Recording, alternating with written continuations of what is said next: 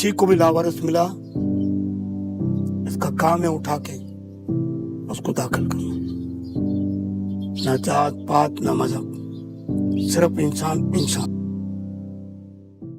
2005 में अर्थक्वेक आया था कश्मीर में। उसमें जो है मेरी एज थी कोई 7 साल। दीदी साहब को उस वक्त फालिज का अटैक हुआ था, तो वो उससे रिकवर कर रहे थे और चीज़ें मुश्किल थी उनके लिए, तो वो इस्लामाबाद तक आए थे। मैं दीदी साहब के साथ इस्लामाबाद आया था उस वक्त 7 साल की एज में, और फिर मुझे पापा आगे लेके गए थे। कोई हफ्ता मैं कश्मीर रहा था, और मुझे ये भी एक्सपीरियंस याद है कि हम लोग टेंट में सोए थे और खाना खाते थे, कोस्टर पे घूमते थे। ये सारी चीज़ें मुझे याद है। मुझे बहुत छोटी एज से मैंने ये सारी चीज़ें देखी, और मुझे जो माएँ होती हैं ना, बहुत मुश्किल होती हैं। और एज अ मदर आप नहीं चाहते कि आपके बच्चा कभी कोई डेंजरस एनवायरनमेंट में आए। So did your mother ever try to stop you कि यार बिल्कुल साथ हमेशा नहीं करो ये सब? हमेशा मेरी अम्मी ने मुझे रोका है, दादी माँ गालियाँ देके रोकती थी कि तू क्यों जा रहा है, लेकिन फिर भी दीदी साहब ने कभी नहीं रोका मुझे। दीदी साहब ने बोला काम करने जा रहा है तो कोई मसला नहीं है। पापा ने भी नहीं रोका, लेकिन अब पापा कभी कभार जो है ना घबरा जाता है। और ऐसा क्यों है कि आप क्यों घबरा जाते हैं? शायद उनको लगता है हालात जो है वो खराब हैं और कुछ भी हो सकता है। बड़ा इंटरेस्टिंग है आपका फर्स्ट नेम और लास्ट नेम। जैसे आपका नाम तो साद है, लेकिन अगर आप ऑडियंस को बता दें कि आपका एक्चुअल नाम क्या है? मेरा जो शनाख्ती कार्ड या पासपोर्ट में नाम है, जो फर्स्ट नेम है मेरा अब्दुल सत्तार ईदी है, और जो लास्ट नेम है मेरा वो मोहम्मद साद है। जब मैं पैदा हुआ था ना, तो उस वक्त ईदी साहब ने कहा कि इसका नाम मुझे रखना है अपने नाम अब्दुल सत्तार ईदी। ठीक है। Was a very brave man, but there was a time when उनके नवासे की डेथ हुई when he was 4 years old and it broke him. Bilal नाम था उनका। बेसिकली मेरी पप्पो जो थी, तो पप्पो ने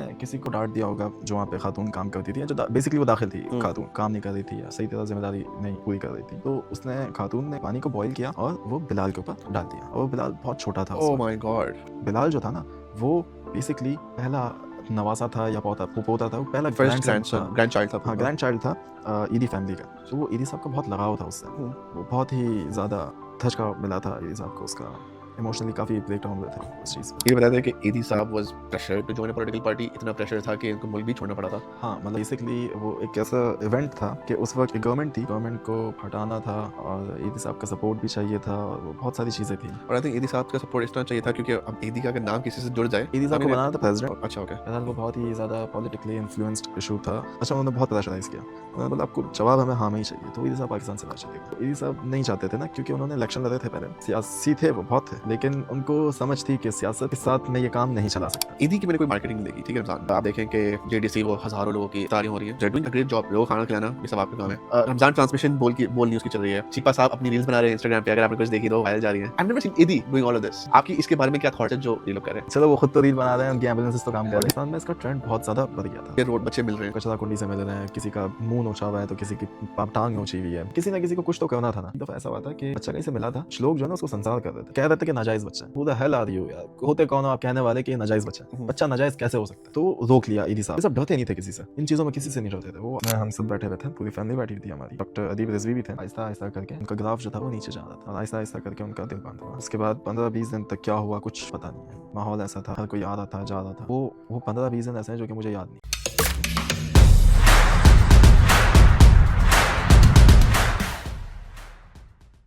अस्सलाम वालेकुम everyone, welcome to another episode of the Khanani connection. आज का एपिसोड बहुत ही खास है। आज जो हमारे साथ गेस्ट हैं, जब हम उनका लास्ट नेम सुनते हैं तो हमारे दिमाग में कुछ ही चीज़ें आती हैं, इंसानियत, खिदमत और सैक्रिफाइस। आज हमारे साथ हैं अब्दुल सत्तार ईदी साहब के ग्रैंडसन साद ईदी। तो आज हम इनसे पूछेंगे कि does this last name come with a lot of pressure और जस्ट इंस्पिरेशन?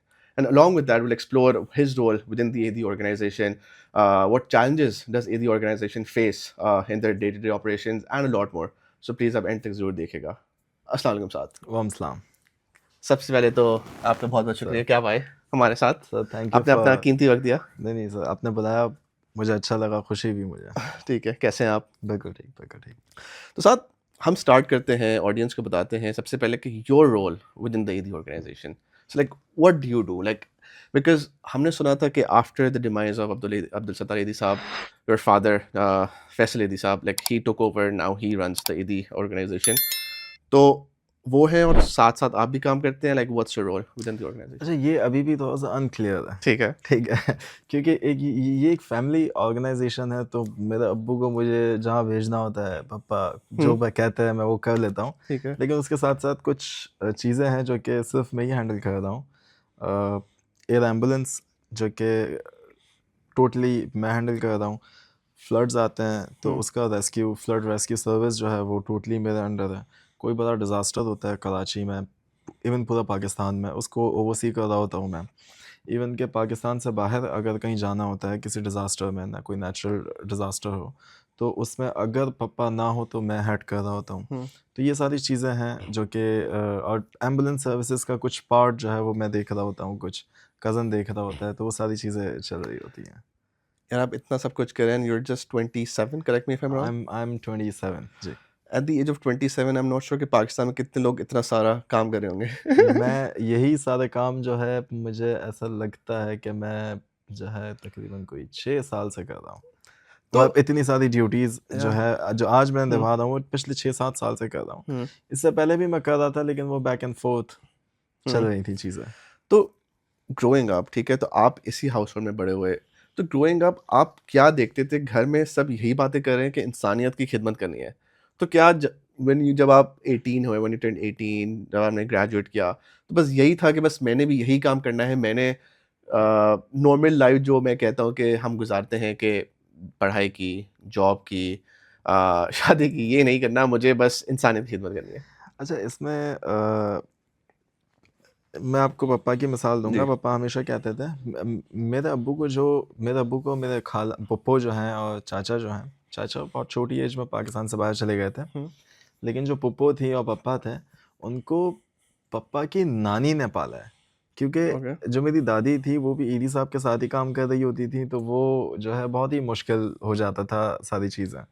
और हमारे साथ कुछ इस तरीके से हुआ कि मम्मी शुरू में हाउसवाइफ थी, हम्म लेकिन उसके बाद जो है बच्चे सारे 4 बहन-भाई हैं हम, वो सारे पैदा हो गए, तो उसके बाद मम्मी ने भी काम शुरू कर दिया। हम्म तो अच्छा पापा आते ही नहीं थे घर, पापा हम्म कम आते थे, हम्म रात को लेट आते थे, सुबह जल्दी चले जाते थे। पापा को कोई इंटरेस्ट ही नहीं था कि घर में क्या हो रहा है, क्या नहीं हो रहा। And sorry, was this after the demise of Abdul Sattar Yedi साहब या इट्स शुरू से बिफोर, ही? शुरू ओके। से ही, क्योंकि आप जब काम बहुत ज़्यादा कर रहे होते हो ना, तो आपको नहीं समझ आता। और अगर आपके ऊपर बहुत सारी ज़िम्मेदारियाँ हो ना, तो आपको नहीं समझ आती चीज़ें। या तो आप हुँ, घर बनाओगे या तो आप ऑर्गेनाइज़ेशन बनाओगे। तो वो 2 चीज़ें होती हैं। हुँ, उसमें से जो फर्स्ट प्रायोरिटी है, वो चाहे ईदी साहब की थी, वो चाहे पापा की थी, वो चाहे मेरी है, हुँ, वो यही है।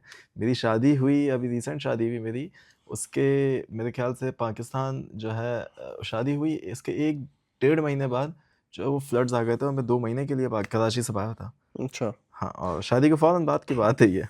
बट साथ growing up did you ever feel कि यार your father was not as involved in your life?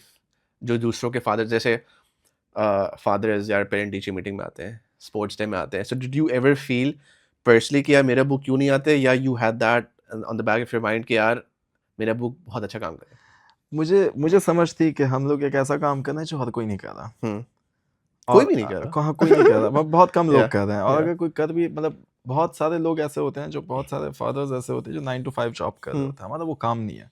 हमारा काम 24/7 का काम है। हुँ, तो उसमें अगर पापा नहीं भी आते थे तो फिर उनके पास एक अच्छा रीज़न था ओके। और वो समझ आती है एंड एज़ बात। अ किड यू आपको हमेशा समझ आई है कि यार हमेशा ठीक है। समझ आई है और मैं बचपन से इसी एनवायरनमेंट में रहा हूँ, इसी हुँ, एनवायरनमेंट में बड़ा हुआ हूँ। हुँ, मतलब मुझे आप ज़मीन पे सुला देंगे तो मुझे मसला नहीं होगा, मुझे फुटपाथ पे सुला देंगे मसला नहीं होगा, क्योंकि हुँ, हमने जब इमरजेंसीज़ अटेंड की हैं बलूचिस्तान में, इवन के फ्लड्स में, अर्थक्वेक्स में, तो वो हमारे पास कोई रहने की जगह नहीं होती, वो हुँ, जहाँ मिलती है वहाँ सो जाते हैं हम। तो हुँ, एक अच्छा एनवायरनमेंट होता है, मज़ा आता है काम करने में इस तरीके से। तो और मैं साहब बहुत छोटी एज से काम कर रहा हूँ मैं, हाँ, मतलब उस वक़्त ये नहीं कह सकता कि काम किया मैंने, लेकिन मैंने ऑब्ज़र्व की चीज़ें, उस एनवायरनमेंट में रहा। 2005 में अर्थक्वेक आया था कश्मीर में, हुँ, उसमें जो है मेरी एज थी कोई 7 साल। हुँ, और जो है इस्लामाबाद से हमारा सारा ऑपरेशन चल रहा था। पापा फ़ील्ड में थे, पापा आगे थे, हुँ, कश्मीर के अंदर थे। ईदी साहब को उस वक़्त फ़ालिज का अटैक हुआ था, अच्छा, तो वो उससे रिकवर कर रहे थे और चीज़ें मुश्किल थी उनके लिए। तो वो इस्लामाबाद तक आए थे और इस्लामाबाद से आगे पापा हैंडल कर रहे थे। मैं ईदी साहब के साथ इस्लामाबाद आया था उस वक़्त 7 साल की एज में। और फिर मुझे पापा आगे लेके गए थे। कोई हफ़्ता मैं कश्मीर रहा था हुँ, और मुझे ये भी एक्सपीरियंस याद है कि हम लोग टेंट में सोए थे और खाना खाते थे, कोस्टर पे घूमते थे। हुँ, ये सारी चीज़ें मुझे याद है। मुझे हाँ, बहुत छोटी एज से मैंने ये सारी चीज़ें देखी है और मुझे हुँ, ऐसा अभी भी यही लगता है कि ये नॉर्मल है मेरे लिए। हुँ। सर ग्रोइंग अप आपने अपने दादा के साथ टाइम गुज़ारा होगा, अपनी दादी के साथ टाइम गुज़ारा हुँ। होगा, एंड ऑब्वियसली योर दादी वाज़ वो मैंने पढ़ा था आपकी किताब भी और मैं कुछ वीडियोज़ भी देख रहा था कि एदी साहब इज़ एदी बिकॉज़ ऑफ कुलसूम एदी, राइट? बिल्किस ईदी। हाँ, बिल्किस एदी, सॉरी बिल्किस एदी, बिकॉज़ वो कंपेनियनशिप वो थे पावर कपल, ठीक बिल्कुल। है? वो एक पावर कपल था, तो एक क्या फॉन्ड मेमोरी है आपकी आपके दादा और दादी के साथ? दादा अच्छा दादी माँ जो है ना वो ईदी साहब को हमेशा टॉन्ट करती रहती थी कि हुँ, यार घर में टाइम दो हुँ, और जो है इस तरह से करो उस तरह से करो। ईदी साहब नहीं सुनते थे, ईदी हुँ, साहब मजाक मस्ती में उड़ा देते हुँ, थे चीज़ें। तो वो दादी माँ डांटती रहती थी, ईदी साहब को भी हुँ, डांटती थी, पापा को भी डांटती थी, हुँ। मुझे भी डांटती थी। तो दादी माँ सबको डांटती रहती थी ठीक और है। ये बहुत ही एक हंसी वाला हुँ, माहौल होता था और हमारे घर इंटरेस्टिंग में। बात ये है कि वो भी फुली इन्वॉल्व थी बिल्कुल ऑपरेशंस फुली में। फुली इन्वॉल्व हाँ, थी। और ईदी साहब को जो ईदी बनाया है ना, वो बनाया उनकी माँ ने। ओके। और ईदी जो इतना कामयाब हुआ वो अपनी बीवी की वजह से हुँ, हुआ, बिल्किस ईदी साहिबा की वजह बोलते हैं से। Behind every successful man there is woman. हमारे पास एक और बहुत बड़ी एग्ज़ाम्पल ईदी है। साहब के पीछे 2 खातून थी, एक अच्छा, उनकी माँ और एक उनकी उनकी बीवी। बेगम, सही, जी। Nice, nice. अच्छा, आपने कहा कि आप बहुत सारे अपने रिलीफ ऑपरेशन पे गए हैं। हुँ। एक वर्स्ट एक्सपीरियंस आपने देखा हो जो बस आपके रोंगटे खड़े हो गए हों कि यार क्या देख लिया, लोग कितना सफ़र कर रहे हैं? मुझे मुझे आज तक याद है।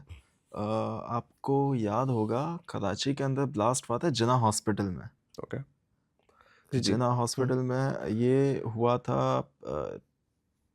शियाओं का कोई जुलूस था, हुँ, 40वां था आई थिंक। उस पे किसी पुल पे ब्लास्ट हुआ। फिर उसके जो इंजर्ड थे, ज़ख्मी थे, उनको जिन्ना हॉस्पिटल शिफ्ट किया।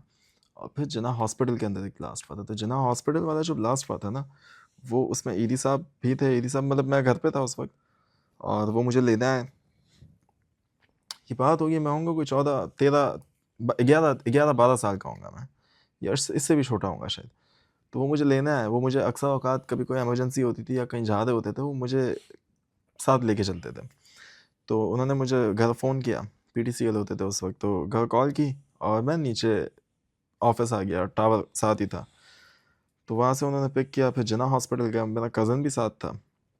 तो वहाँ पे हम लोग काम कर रहे थे, हॉस्पिटल के इंतज़ामिया के साथ देख रहे थे चीज़ें। कोई चीज़ की कमी होती थी, कुछ तो वो मँगवाते थे, एम्बुलेंस सर्विस को देख रहे थे। तो हम ये सब हॉस्पिटल के अंदर से हम बाहर निकले और वो कुछ अनाउंसमेंट करने के लिए एम्बुलेंस में बैठे, क्योंकि स्पीकर होता है एम्बुलेंसेस में। और बेसिकली ये गेट था जिन्ना हॉस्पिटल का और यहाँ पे 2 से 3 लाइन्स लगी हुई थी एम्बुलेंसेस की। वो ऐसे-ऐसे आके पेशेंट उठा के जाते थे। तो वो पहली एम्बुलेंस में बैठे और जो थर्ड एम्बुलेंस थी ना, जो आखिरी वाली एम्बुलेंस थी, उसके साथ ही वो जैसे ही बैठे हैं उसके कोई 30 सेकंड्स में ब्लास्ट हुआ वहाँ पे। और वो ब्लास्ट हमने सर्वाइव किया है। और उसमें एंड हाउ मैंने ओल्ड वर यू? अ, आप कितने साल के थे उस वक़्त? मैं उस वक़्त 11 या 13 साल का ओह! था कुछ, मुझे एग्ज़ैक्ट डेट्स याद नहीं है। हुँ, लेकिन वो 40वें का दिन था, हुँ, 40वाँ हुँ, था। तो जो है वो ब्लास्ट सर्वाइव किया। अच्छा उसमें जो है ब्लास्ट हो गया। उसके बाद मेरे पास छोटा एक फ़ोन था नोकिया का। वो मुझे पापा देते थे कि मैं कहीं जाऊँ तो ऑफ़िस से राब्ता हो सके, हुँ, पापा से घर में राब्ता हो सके, वो मेरे पास था। अच्छा ब्लास्ट हुआ, शीशा, सारी हुँ, चीज़ें हो रही हैं हवा में और धुआँ, धुआँ, धुआँ। अच्छा मैंने एक लोग वहाँ पे बहुत ही ज़्यादा इंतशार फैल गया कि हुँ, ये क्या हो रहा है और फिर वो मातम शुरू कर दिया शियाओं ने। अच्छा इसमें मैंने एक चीज़ देखी कि स्ट्रेचर, लोगों ने स्ट्रेचर निकाले और जो ज़ख्मी हुए ना उनको हॉस्पिटल के अंदर ही लेके जा रहे थे साथ ही स्ट्रेचर से। तो वो मैंने एक एक डेड बॉडी देखी, वो मेरे ख्याल से वो कोई 5-6 फीट का आदमी होगा, 5 साढ़े 5 फीट का आदमी होगा, वो इतना सा हो गया था।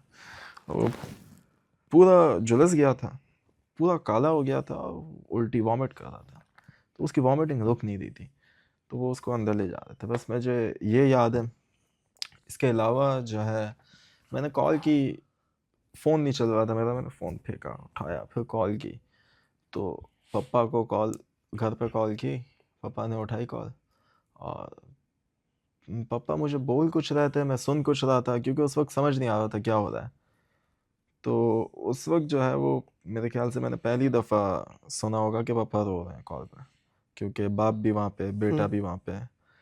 तो उसके बाद वो फिर मेरे ख़्याल से हार्डली कोई 10-15 मिनट में जिन्ना पहुँचे और चीज़ें सारी सेटल डाउन हुई और पापा ने हमें भिजवा दिया, मुझे कज़न को हमें भिजवा दिया। ईदी साहब वहीं पे थे, ईदी साहब वहाँ पे बेंच पे बैठे हुए थे, पापा आ गए थे, फिर चीज़ें सेटल डाउन हो गई। इसके बाद जो है बॉम्ब डिस्पोजेबल वाले जो होते हैं, वो पापा का दोस्त ही था हुँ, वो बंदा ना, क्योंकि बहुत ही क्लोज़ली पुलिस के साथ बहुत ही क्लोज़ली काम करते हैं हम लोग। हुँ, मुस्तफ़ा नाम था शायद उसका उसको उसको उसका रिसेंटली हार्ट सर्जरी हुई थी या बाईपास हुआ था, तो वो वजनी काम नहीं कर पा रहा था। ठीक है। बेसिकली वो सर्च कर रहे थे बॉम्ब्स के लिए, आगे पीछे और कुछ और ना हो कुछ, तो वो हुआ ये कि एक मॉनिटर पड़ा हुआ था, ब्लास्ट हुआ था मोटरसाइकिल में, उसके ऊपर एक मॉनिटर था, तो वो अनाउंसमेंट की कि किसके मॉनिटर है, किसकी बाइक है, उठाओ। किसी ने कोशिश की होगी मॉनिटर उठाने की, तो वायर टूट गया। वो बेसिकली अगर मॉनिटर भी फटता बाइक के साथ, तो वो आज हम नहीं होते जिंदा, हम उसी वक्त जो है वो अल्लाह को प्यारे हो चुके होते हैं। तो वो बचत ये हो गई कि वो मॉनिटर किसी ने उठा के बेंच पर रख दिया। अच्छा, वो बॉम्ब डिस्पोजेबल वाले आके सर्च कर रहे हैं, हम जा चुके थे तब तक, ये पापा बताते हैं, सर्च कर रहे हैं, तो वो मॉनिटर के अंदर कुछ उनको शक हुआ। अच्छा, कुत्ते सूंघ के जा चुके हैं, कुछ पता नहीं चल रहा, शक हुआ, वो पापा ने मॉनिटर उठाया। अच्छा, ये सब बिल्कुल मॉनिटर के बराबर में बैठे हुए थे, पापा ने मॉनिटर उठाया, बोला इतना वजनी तो नहीं होता है, क्योंकि पापा ने भी बचपन में कंप्यूटर का काम किया, हार्डवेयर का, ठीक है, इतना वजनी नहीं होता। उसको तोड़ने के लिए जो है वो पाने वगैरह मंगाए, एम्बुलेंसेस से निकलवाए, उसके जो तोड़ा तो वो बम डिस्पोजेबल वाले को बुलाया, बोला कि ये क्या है, तो उसको अच्छा प्लेट्स निकाल रहे थे, कर रहे थे, तो वो बम था पूरा एक्चुअली उसमें। तो पापा ने पीछे देखा, तो पीछे सारे पीछे सब भाग गए थे, ठीक है। अच्छा, फिर पापा ने नीचे रखा आराम से, और पापा भी भागे। अच्छा, जब पापा भागे तो पीछे मुड़ के देखा कि ईदी साहब तो बराबर में बैठे हैं।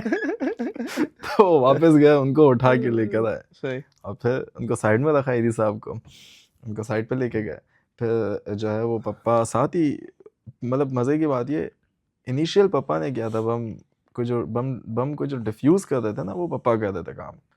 मुस्तफ़ा पापा का दोस्त था, वो गाइड कर रहा था, वो कह रहे थे। फिर रेंजर्स वाले को पता चला, वहाँ पे जो अथॉरिटीज़ थी उनको पता चला कि ये फैसली दी और ये खुद कर रहा है, तो फिर उनको पीछे कर दिया।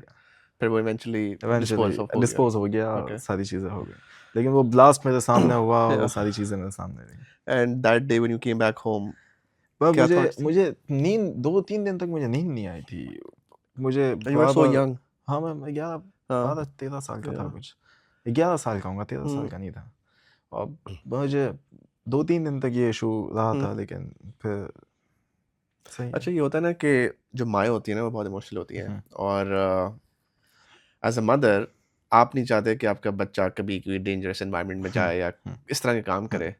सो did your mother ever try to stop you कि यार बिल्कुल, साथ हमेशा नहीं करो ये सब? हमेशा मेरी अम्मी ने मुझे रोका है, मेरी पप्पो ने मुझे रोका है, दादी माँ गालियाँ दे के रोकती थी कि तू क्यों जा रहा है। तो लेकिन फिर भी ईदी साहब ने कभी नहीं रोका मुझे। ईदी साहब ने बोला काम करने जा रहा है तो कोई मसला ही नहीं है। पापा ने भी नहीं रोका मुझे। लेकिन अब पापा कभी कभार जो है ना घबरा जाता है, मना नहीं करते लेकिन बोलते हैं एहतियात कर।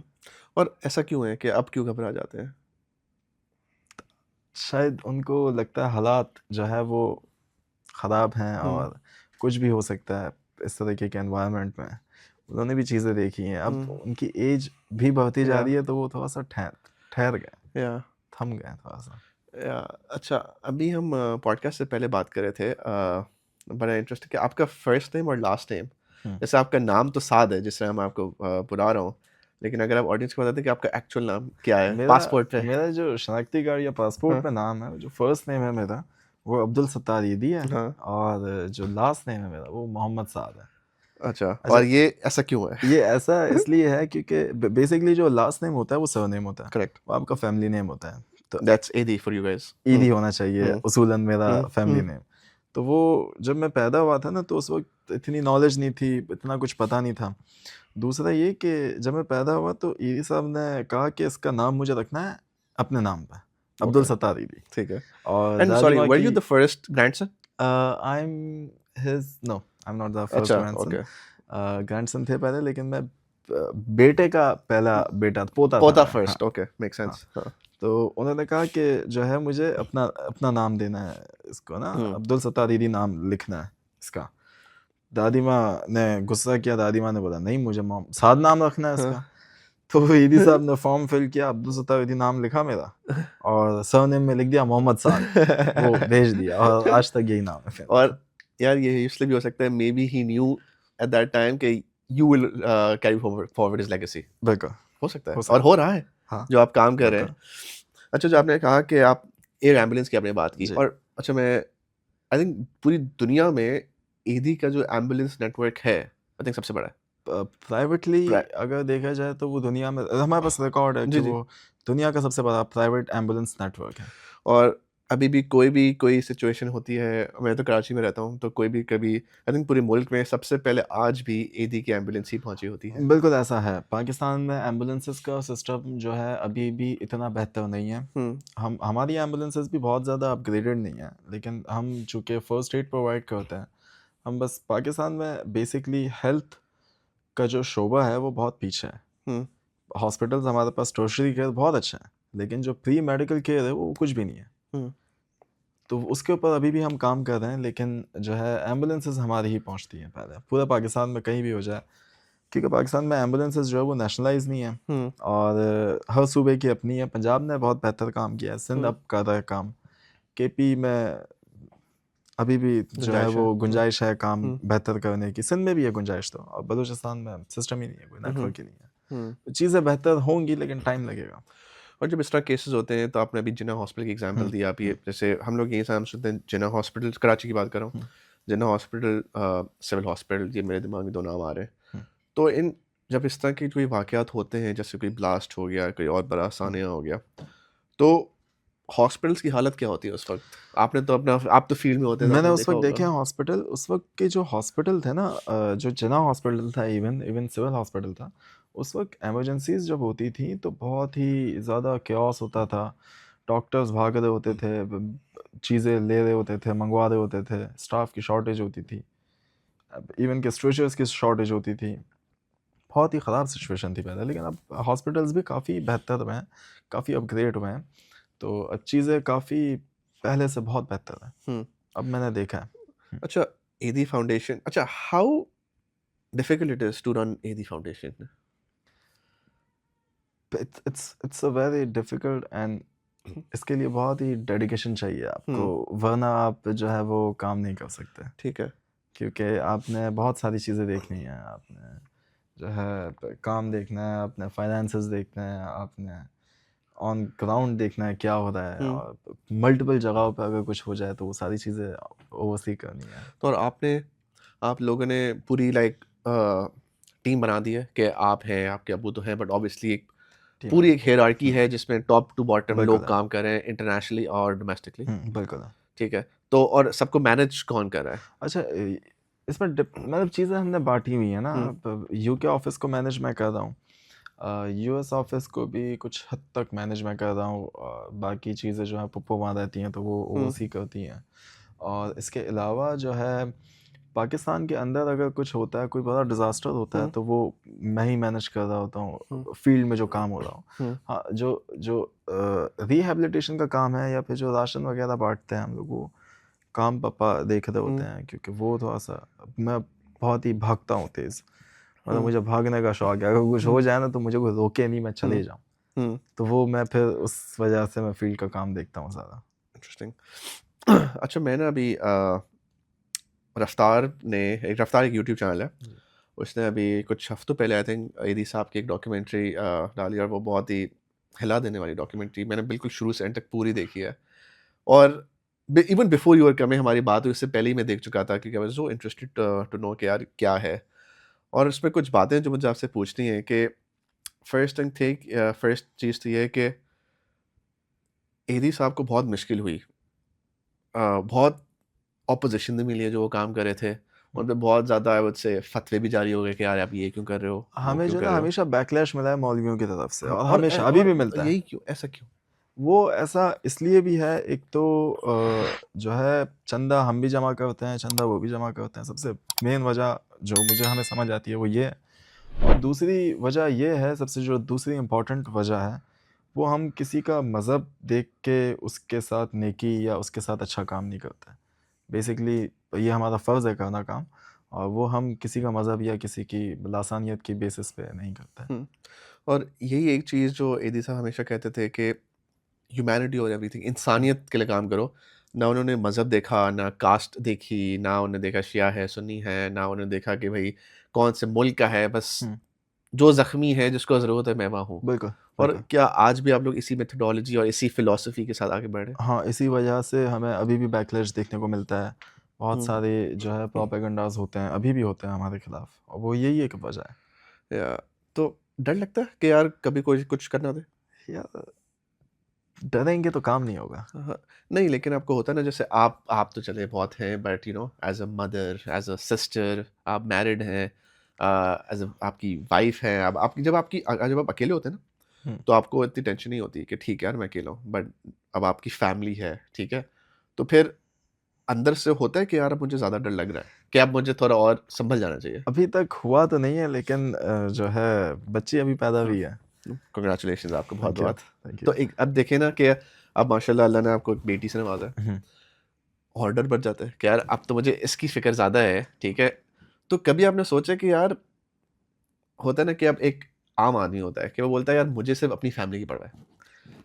आप हैं और आपके जो दादा हैं, आपके जो अब्बू हैं, वो हैं कि मुझे इंसानियत की परवाह है।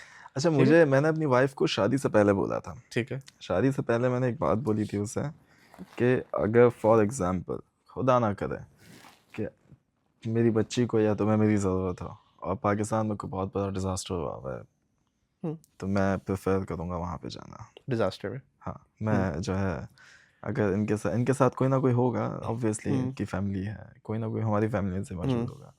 लेकिन मैं वहाँ पे मैं फ़ील्ड में जाना ज़्यादा प्रेफ़र करूँगा। और यही चीज़ आपके दादा भी करते थे? हाँ, ये चीज़ मैंने अपनी वाइफ़ को डे 1 पे बोली थी, हुँ, शादी करने से पहले बोली थी। हुँ, और मुझे लगता है कि अगर मुझे खुदा ना ख़ास्ता कुछ होता भी है तो वो सँभाल लेगी यार वो ओके। है। यानी कि बात हो चुकी है पहले से। हाँ, बात अच्छा समझा चुका हाँ, हूँ। इससे एक और बात है कि रफ्तार की डॉक्यूमेंट्री पे ही मैंने सुना कि your dada was a very brave man, but there was a time when uh, उनके नवासे की डेथ हुई when he was 4 years old and it broke him. ठीक है। बिलाल, बिलाल नाम था उनका, बिलाल। ठीक है। और he was not in the city, और उस जगह नहीं थे, और ही प्रेफर्ड कि मैं अपना काम ही करूँगा, और वो नहीं थे आई थिंक फ्यूनरल पे, please correct me if I am wrong. हुँ। तो आप उस वक़्त थे और क्या थॉट्स थी? मैं उस वक़्त नहीं था, वो बहुत पहले की मेरे पैदाइश से ठीक है। भी पहले की बात है। बिलाल बेसिकली मेरी फुप्पो जो थी, हुँ, वो भी एक फैमिली हुँ, हुँ, फुप्पो जो है ना देखती थी शेल्टर होम देखती थी ना, ठीक है। तो फुप्पो ने कुबरा फुप्पो ने किसी को डाँट दिया होगा जो वहाँ पे खातून काम करती थी या जो बेसिकली वो दाखिल थी हुँ, खातून। उसको डाँट दिया होगा कोई वो काम नहीं कर रही थी या सही तरह ज़िम्मेदारी नहीं पूरी कर रही थी। तो उसने खातून ने क्या किया, उसने पानी को बॉयल किया और वो बिलाल के ऊपर डाल दिया और वो बिलाल बहुत छोटा था उस ओह वक़्त। My God! वो शेल्टर होम में शेल्टर होम किसी में खातून ने, दाखिला खातून ने जो दाखिल थी, जो शेल्टर जो में थी, शेल्टर पे थी, शेल्टर पे थी, उन्होंने आपकी फुप्पो के बेटे पे गर्म पानी डाल दिया। उबलता हुआ बॉइलिंग उफ़! वाटर डाल गुस्से में? दिया। कि मुझे डाँटा क्यों है? उफ़! तो उसके बाद जो है बच्चे को हॉस्पिटल लेके गए। ईदी साहब जो है वो उस वक़्त ओह! मेरे ख़्याल से कराची में थे। हॉस्पिटल लेके गए। हॉस्पिटल में दाखिल किया, 1 दिन 2-3 दिन हॉस्पिटल में था। फिर एक वाक़या हुआ था मेहराबपुर में, ट्रेन इंसिडेंट हुआ था। उसमें ईदी साहब बाय एयर पहुँचे थे, एयरक्राफ्ट में जो हमारा एयर एम्बुलेंस है, और वो बहुत ही बड़ा ट्रेन इंसिडेंट था जिसमें अच्छी खासी हलाकतें भी थी। तो उसमें ट्रेन इंसिडेंट में होता ऐसा है कि आपने जो है ना ल जो ज़िंदा होते हैं और जो लाशें होती हैं ना, उनको आपने काट-काट के निकालना पड़ता है। बोगियों को काटना पड़ता है।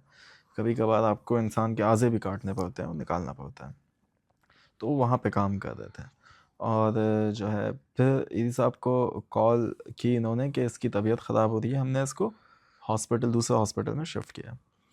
तो फिर जो है 1 आधे दिन बाद कॉल आई कि बिलाल का इंतकाल हो गया।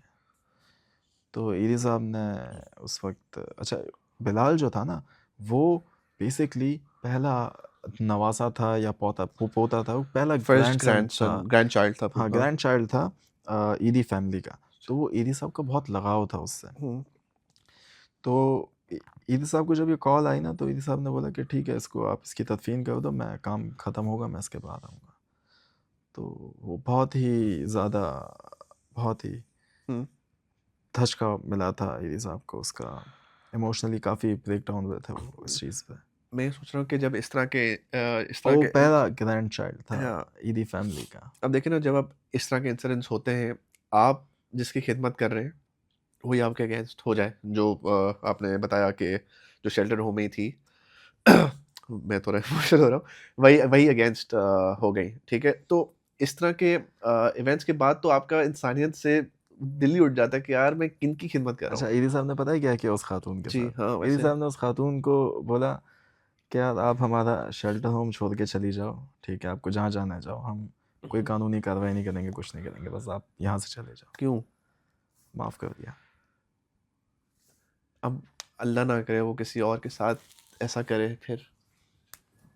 लेकिन उस वक्त माफ़ कर दिया ईदी साहब ने। और आपकी फुप्पो उस वक्त कैसी थी? पप्पो को बहुत मतलब सदमा पहला, ऑब्वियसली। हाँ, पहला बच्चा था उनका, जो है वो पहला बच्चा था, बेटा था वो बेचारा। वो जब वो जो खातून थी, पूरी फैमिली में ये एक जो है वो बहुत ही इमोशनल, वो जो खातून थी वो उनको खुद रिग्रेट था। उसको था नहीं था इसका तो कोई आइडिया नहीं है मुझे, क्योंकि बहुत पुरानी बात है, लेकिन जो है उसको बस ये कहा था कि आप यहाँ से चली जाओ।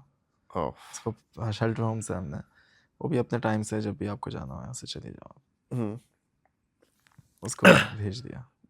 ये बहुत ही बड़ी चीज़ होती है। हाँ मतलब आपके अगर कोई बच्चे को कत्ल कर दे हाँ, और आप टेक्निकली तो उसको कत्ल ही है, हाँ, कत्ल yes, कर दे और आप उसको माफ़ कर दो, माफ, ये हर हाँ। कोई नहीं कर सकता। आपके दादा ने, आपकी फुप्पो ने, सबने माफ कर दिया माफ़ उसे। कर दिया, और आपकी फुप्पो ने शेल्टर होम में ही कंटिन्यू किया काम करना, कंटिन्यू किया। वो अभी भी शेल्टर होम में रहती है। उधर ही कराची हाँ, में ही। हाँ। क्रेजी ऑफ यार, ये दिस आई थिंक ये जो दिस लेवल ऑफ डेडिकेशन लोगों को इंस्पायर करती है कि ईदी फाउंडेशन को डोनेट करें। आप ये बताएं कि ईदी फाउंडेशन इंटायरली डोनेशंस पे रन होता है? 100% 100% डोनेशन पॉलिसी है हमारी, गवर्नमेंट से हम नहीं लेते, नहीं लेते। ओके, गवर्नमेंट से हम नहीं लेते, डोनर एजेंसीज से हम नहीं लेते, हम सिर्फ पाकिस्तानियों से लेते हैं, ठीक है। जो पाकिस्तानी नेशनल है, ओवरसीज पाकिस्तानी, ओवरसीज पाकिस्तानी, लेकिन अगर वो लेट्स अच्छा, सिर्फ और सिर्फ पाकिस्तानी। वो पाकिस्तानी होना चाहिए, जी, ओवरसीज भी हो। जी। और ये वैसे ये क्यों है? क्योंकि अब जैसे कभी कभी होता है ना, अब जैसे मैं यहाँ पर कनाडा में लेट्स से कि मैं मस्जिद जाऊँ, या मैं वो बोलें कि यार हम इस ऑर्गेनाइजेशन से के लिए रेस कर रहे हैं, तो मैं तो दे देता हूँ, इंसानियत की खिदमत कर रहे हैं। तो ईदी फाउंडेशन का ये क्यों है कि हम सिर्फ पाकिस्तानियों से ही रेस करेंगे पैसे? ईदी साहब की एक सोच थी, वो चाहते थे कि पाकिस्तानी कौम को जो है ना देना सिखाएं, हम्म, और उन्होंने सिखाया, पाकिस्तान ने दिया ईदी साहब को। वो चाहते थे कि पाकिस्तानी कौम में शऊर है देने का, हम्म, और वो है। बहुत है आई थिंक। हाँ, बहुत है। और जो है यही एक रीज़न है, बाकी गवर्नमेंट से और डोनर एजेंसी से लेने का मसला ये है कि अगर आप किसी से पैसे लेते हो ना, तो आपको उनके लिए भी काम करना पड़ता है। तो वो ईदी साहब बहुत ही ज़िद्दी थे, वो कहते थे मैं काम करूँगा तो अपनी मर्ज़ी से करूँगा, वरना नहीं करूँगा। ठीक है। बहुत ही रिजिड तो इंसान थे वो। कभी ऐसा टाइम आया कि डोनेशंस पूरी नहीं हो रही? अच्छा, और मैंने स्पेसिफिकली सुना था कि after the death of Abdul Sattar Edhi साहब डोनेशंस कम हो गई। Is that true? अच्छा, वो बेसिकली डोनेशंस कम, एज सच मैं ये नहीं कहूँगा कि हमारी डोनेशंस कुछ मतलब कुछ हद तक कम हुई थी। शुरू में 2-4 महीने तक जो है वो चीज़ें हुई थी, लेकिन उसके बाद जो है हमारे पास रिज़र्व फंड होता है, ठीक है। तो हमने उनसे जो है वो काम किया। और अब मेरे ख्याल से जितना पहले डोनेशन आता था, कि एक तो जो है इन्फ्लेशन का बड़ा मसला है, करेक्ट जी। इन्फ्लेशन का बहुत इशू है, तो वो जितना डोनेशन पहले, बेसिकली डोनेशन उतना ही आया, हाँ, लेकिन उसकी लेकिन वैल्यू कम हो गई हाँ, जी। तो लेकिन अब जो है वो इन्फ्लेशन को भी हटा दें तो डोनेशन उतना ही है, उससे बड़ा होगा, कम नहीं हुआ है। लोगों को ईदी फाउंडेशन में इतना कॉन्फिडेंस आपके हिसाब से क्यों है? अच्छा देखें, पाकिस्तान, अच्छा मेरे हिसाब से पाकिस्तान में अगर ये फाउंडेशंस और एनजीओज ना हो ना, तो पाकिस्तान नहीं चल सकता, गिवन द फैक्ट कि पाकिस्तान में लोगों को कितनी ज़रूरत है, specially in a city like Karachi. अभी रमज़ान चल रही है, आप देखें कि हज़ारों लोग रोड पे इफ्तारी करते हैं, ठीक है। अब उसमें आप डिफरेंट ऑर्गेनाइजेशंस हो गए, आई बहुत थिंक सारी हैं। सब अच्छा काम करें, जिसमें आप जेडीसी ले लें, आप चीपा फाउंडेशन ले लें, आप सैलानी ले लें, आप हॉस्पिटल्स हैं इतने सारे, एसआईयूटी है, इंडस है, इंडस हॉस्पिटल है, ठीक है। तो आई थिंक कि पंजाब में अखुवत है। एग्जैक्टली, तो डू यू थिंक कि पाकिस्तान इनके बगैर नहीं चल सकता, गिवन द फैक्ट कि लोगों को इतनी ज़रूरत है इन खाने पीने की, पैसों की, चीज़ों की, कि लोग सर्वाइव नहीं कर सकते बिकॉज जो हाल है हमारे अनफॉर्चुनेटली मुल्क का? मुझे ऐसा लगता है कि अगर ऑर्गेनाइजेशंस काम नहीं करेंगी या ख़त्म हो जाएंगी, बंद हो जाएंगी, तो पाकिस्तान में बहुत ही बड़ा chaos आएगा जो कि गवर्नमेंट संभाल नहीं सकेगी। Correct, absolutely. तो मतलब अगर ऐसा है और बहुत सारे लोग ऐसा समझते हैं, तो गवर्नमेंट को चाहिए कि जो काम कर रहे हैं उनको सुकून से करने दिया जाए, उनको तंग नहीं किया जाए जो काम कर रहे हैं। तो कभी ऐसा होता है, ऐसा हुआ है बिकॉज मैंने वही अगेन मैं रफ्तार की डॉक्यूमेंट्री को बार बार मैं कह रहा हूँ, बता रहा हूँ आपको कि आई एम नॉट श्योर अगर आपने देखी है, उसमें ये भी बताया था कि ईदी साहब was pressure to join a political party, इतना प्रेशर था कि उनको मुल्क भी छोड़ना पड़ा था। हाँ, मतलब वो बेसिकली वो एक ऐसा इवेंट था कि उस वक्त एक गवर्नमेंट थी और उस गवर्नमेंट को हटाना था और ईदी साहब का सपोर्ट भी चाहिए था और वो बहुत सारी चीज़ें थी। और आई थिंक ईदी साहब का सपोर्ट इस तरह चाहिए था क्योंकि अब ईदी का अगर नाम किसी से जुड़ जाए ईदी तो साहब को बनाना था प्रेसिडेंट अच्छा, ओके और ओके जो है वो सारी चीज़ें थी। बहरहाल वो बहुत ही ज़्यादा पॉलिटिकली इन्फ्लुएंस्ड इशू था। उसको जो है ईदी साहब अच्छा उन्होंने बहुत प्रेशराइज़ किया। उन्होंने बोला आपको जवाब हमें हाँ में ही चाहिए, तो ईदी साहब पाकिस्तान से बाहर चले गए और उन्होंने बोला कि हमें विद इन अ वीक परसों हमें जवाब चाहिए। वो कि आप बस पाकिस्तान से हमारे साथ हाँ, आएंगे और हमारे हम साथ आपको आएँगे, प्रेसिडेंट हाँ, बनाएंगे। प्रेसिडेंट बनेंगे। अच्छा, ओके तो ईदी साहब नहीं चाहते थे ना क्योंकि उन्होंने इलेक्शन लड़े थे पहले और सियासी थे वो बहुत थे, लेकिन उनको समझ थी कि सियासत के साथ मैं ये काम नहीं चला सकता, तो इस वजह से वो हम्म, पीछे चले गए थे, पीछे हट गए थे और वो उनको नहीं बनना था इस तरीके का इस तरीके की चीज़ में कोई हिस्सा देना था। वो पाकिस्तान से बाहर चले गए और उन्होंने जो है वो सरेंडर कर दिया कि यार मैं नहीं कर सकता ये चीज़ें और मीडिया में भी ये बात आई। हम्म। फिर वो मामला ठंडा हो गया, फिर चीज़ें बेहतर हो गई, फिर ईदी साहब पाकिस्तान आ गए। फिर तो वो बरतानिया चले गए थे, काफ़ी टाइम तक रहे थे वहाँ पे अच्छा, वो। तो उनको वो होता था कि वहां से मैं अपने मुल्क की खिदमत नहीं कर पा रहा, अपने लोगों की खिदमत नहीं कर पा रहा, हाँ, तो उनको लाइक फील होता था। हाँ, वो मसला जैसे ही हाँ ठंडा हुआ, हल हाँ, हुआ, तो फिर वो पाकिस्तान वापस आ गए। अच्छा, आगे आ वापस गए थे वापस। उस आपने वक़्त जो है वो पापा सँभाल रहे थे, अच्छा, ओके फिर बैक एंड पापा भी बहुत छोटे थे, हाँ लेकिन वो गाइडेंस के साथ पापा देख रहे थे सारी चीज़ें। हाँ। आपकी मोटिवेशन आपके आई थिंक अब्बू भी हैं और आपके दादा भी हैं, बिल्कुल, आपकी दादी भी हैं बिल्कुल। और आई थिंक आपकी अम्मी भी हैं। अभी मेरी हम अम्मी आगे भी है। बात करेंगे कि how women in your family contribute equally to the Edhi Foundation, ठीक है। अभी आपने कहा कि ईदी साहब सियासी भी थे, ठीक है, बिल्कुल था।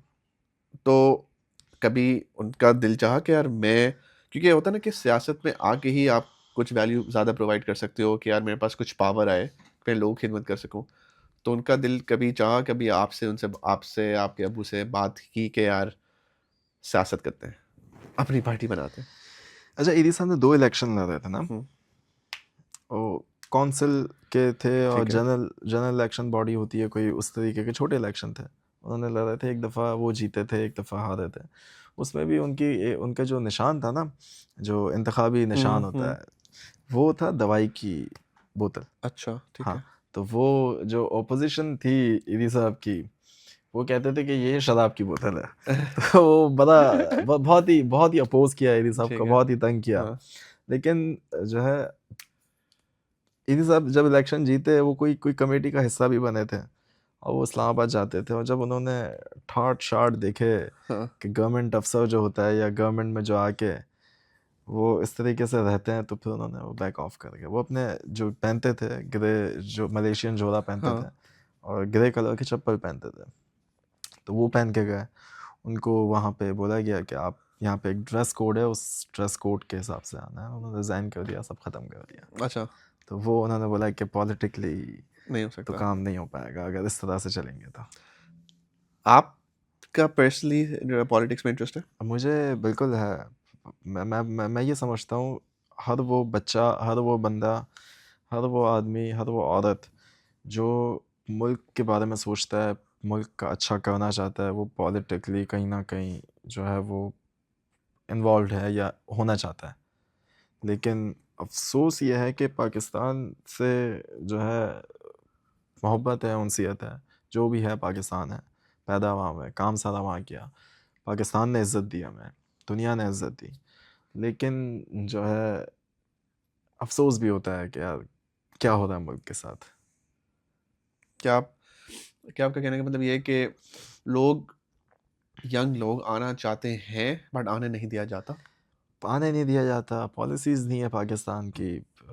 हमारा एजुकेशन सिस्टम बिल्कुल ख़त्म कर दिया है। हुँ, मतलब मैं समझता हूँ कि बहुत सारी चीज़ें ऐसी हैं जो कि ना पढ़ाएँ तो ज़्यादा बेहतर है। हुँ, आप चीज़ों को बेहतर करें, मुनासिब करें। हम लोग वही 1950s की चीज़ें पढ़ा रहे हैं अब तक, हाँ, ठीक है? जो उस वक़्त था, हमारा सिलेबस वही आज तक लेके चल रहा है। हुँ, चीज़ों को चेंज करना चाहिए हुँ, और सारी चीज़ें देखनी चाहिए कि किस तरह से होता है। दुनिया कौमें तरक्की जो है वो एजुकेशन की वजह से ही करती हैं। हुँ, सबसे मेन चीज़ जो होती है ना वो ये होती है, हुँ, आपकी यूथ जो है ना वो पढ़ी लिखी हो। हुँ, हमें जाहिल रखा गया है हुँ, और वो एक मकसद से रखा गया है। हुँ, मैं चाहता हूँ कि हमें चीज़ें चेंज होनी चाहिए। लेकिन अफ़सोस ये है कि मतलब समझ नहीं आता, पॉलिटिकल पार्टीज़ भी इनको चाहिए, पीपल्स पार्टी को जो है, पीएमएल नून है उनको, और दूसरी दीगर पार्टीज़ जितनी हैं उनको चाहिए कि वो इस पेज पे, एक पेज पे आ जाए कम से कम एजुकेशन के ऊपर। हुँ। एजुकेशन के ऊपर एक पेज पे आ जाए तो पाकिस्तान बहुत तरक्की कर सकता है। एक अभी एक मूवी आई थी, उसमें एक डायलॉग था, मैं मूवी का नाम भूल गया। बोलते हैं कि गरीब अगर अनपढ़ रहेगा तभी तो इनको वोट देगा। हाँ, तो ये बात सच है। मतलब यार ये भी कह सकते हैं, ये भी कह सकते हैं। आप चलो, आप इनको वोट नहीं दोगे तो किसको दोगे? कौन सी तीसरी पार्टी है हमारे पास? दूसरा, पाकिस्तान में हुकूमत में आने के लिए बहुत सारी चीज़ें हैं, बहुत सारे चीज़ें जो कि हम ओपनली डिस्कस नहीं कर सकते, लेकिन हैं, फैक्टर्स हैं ना वो भी।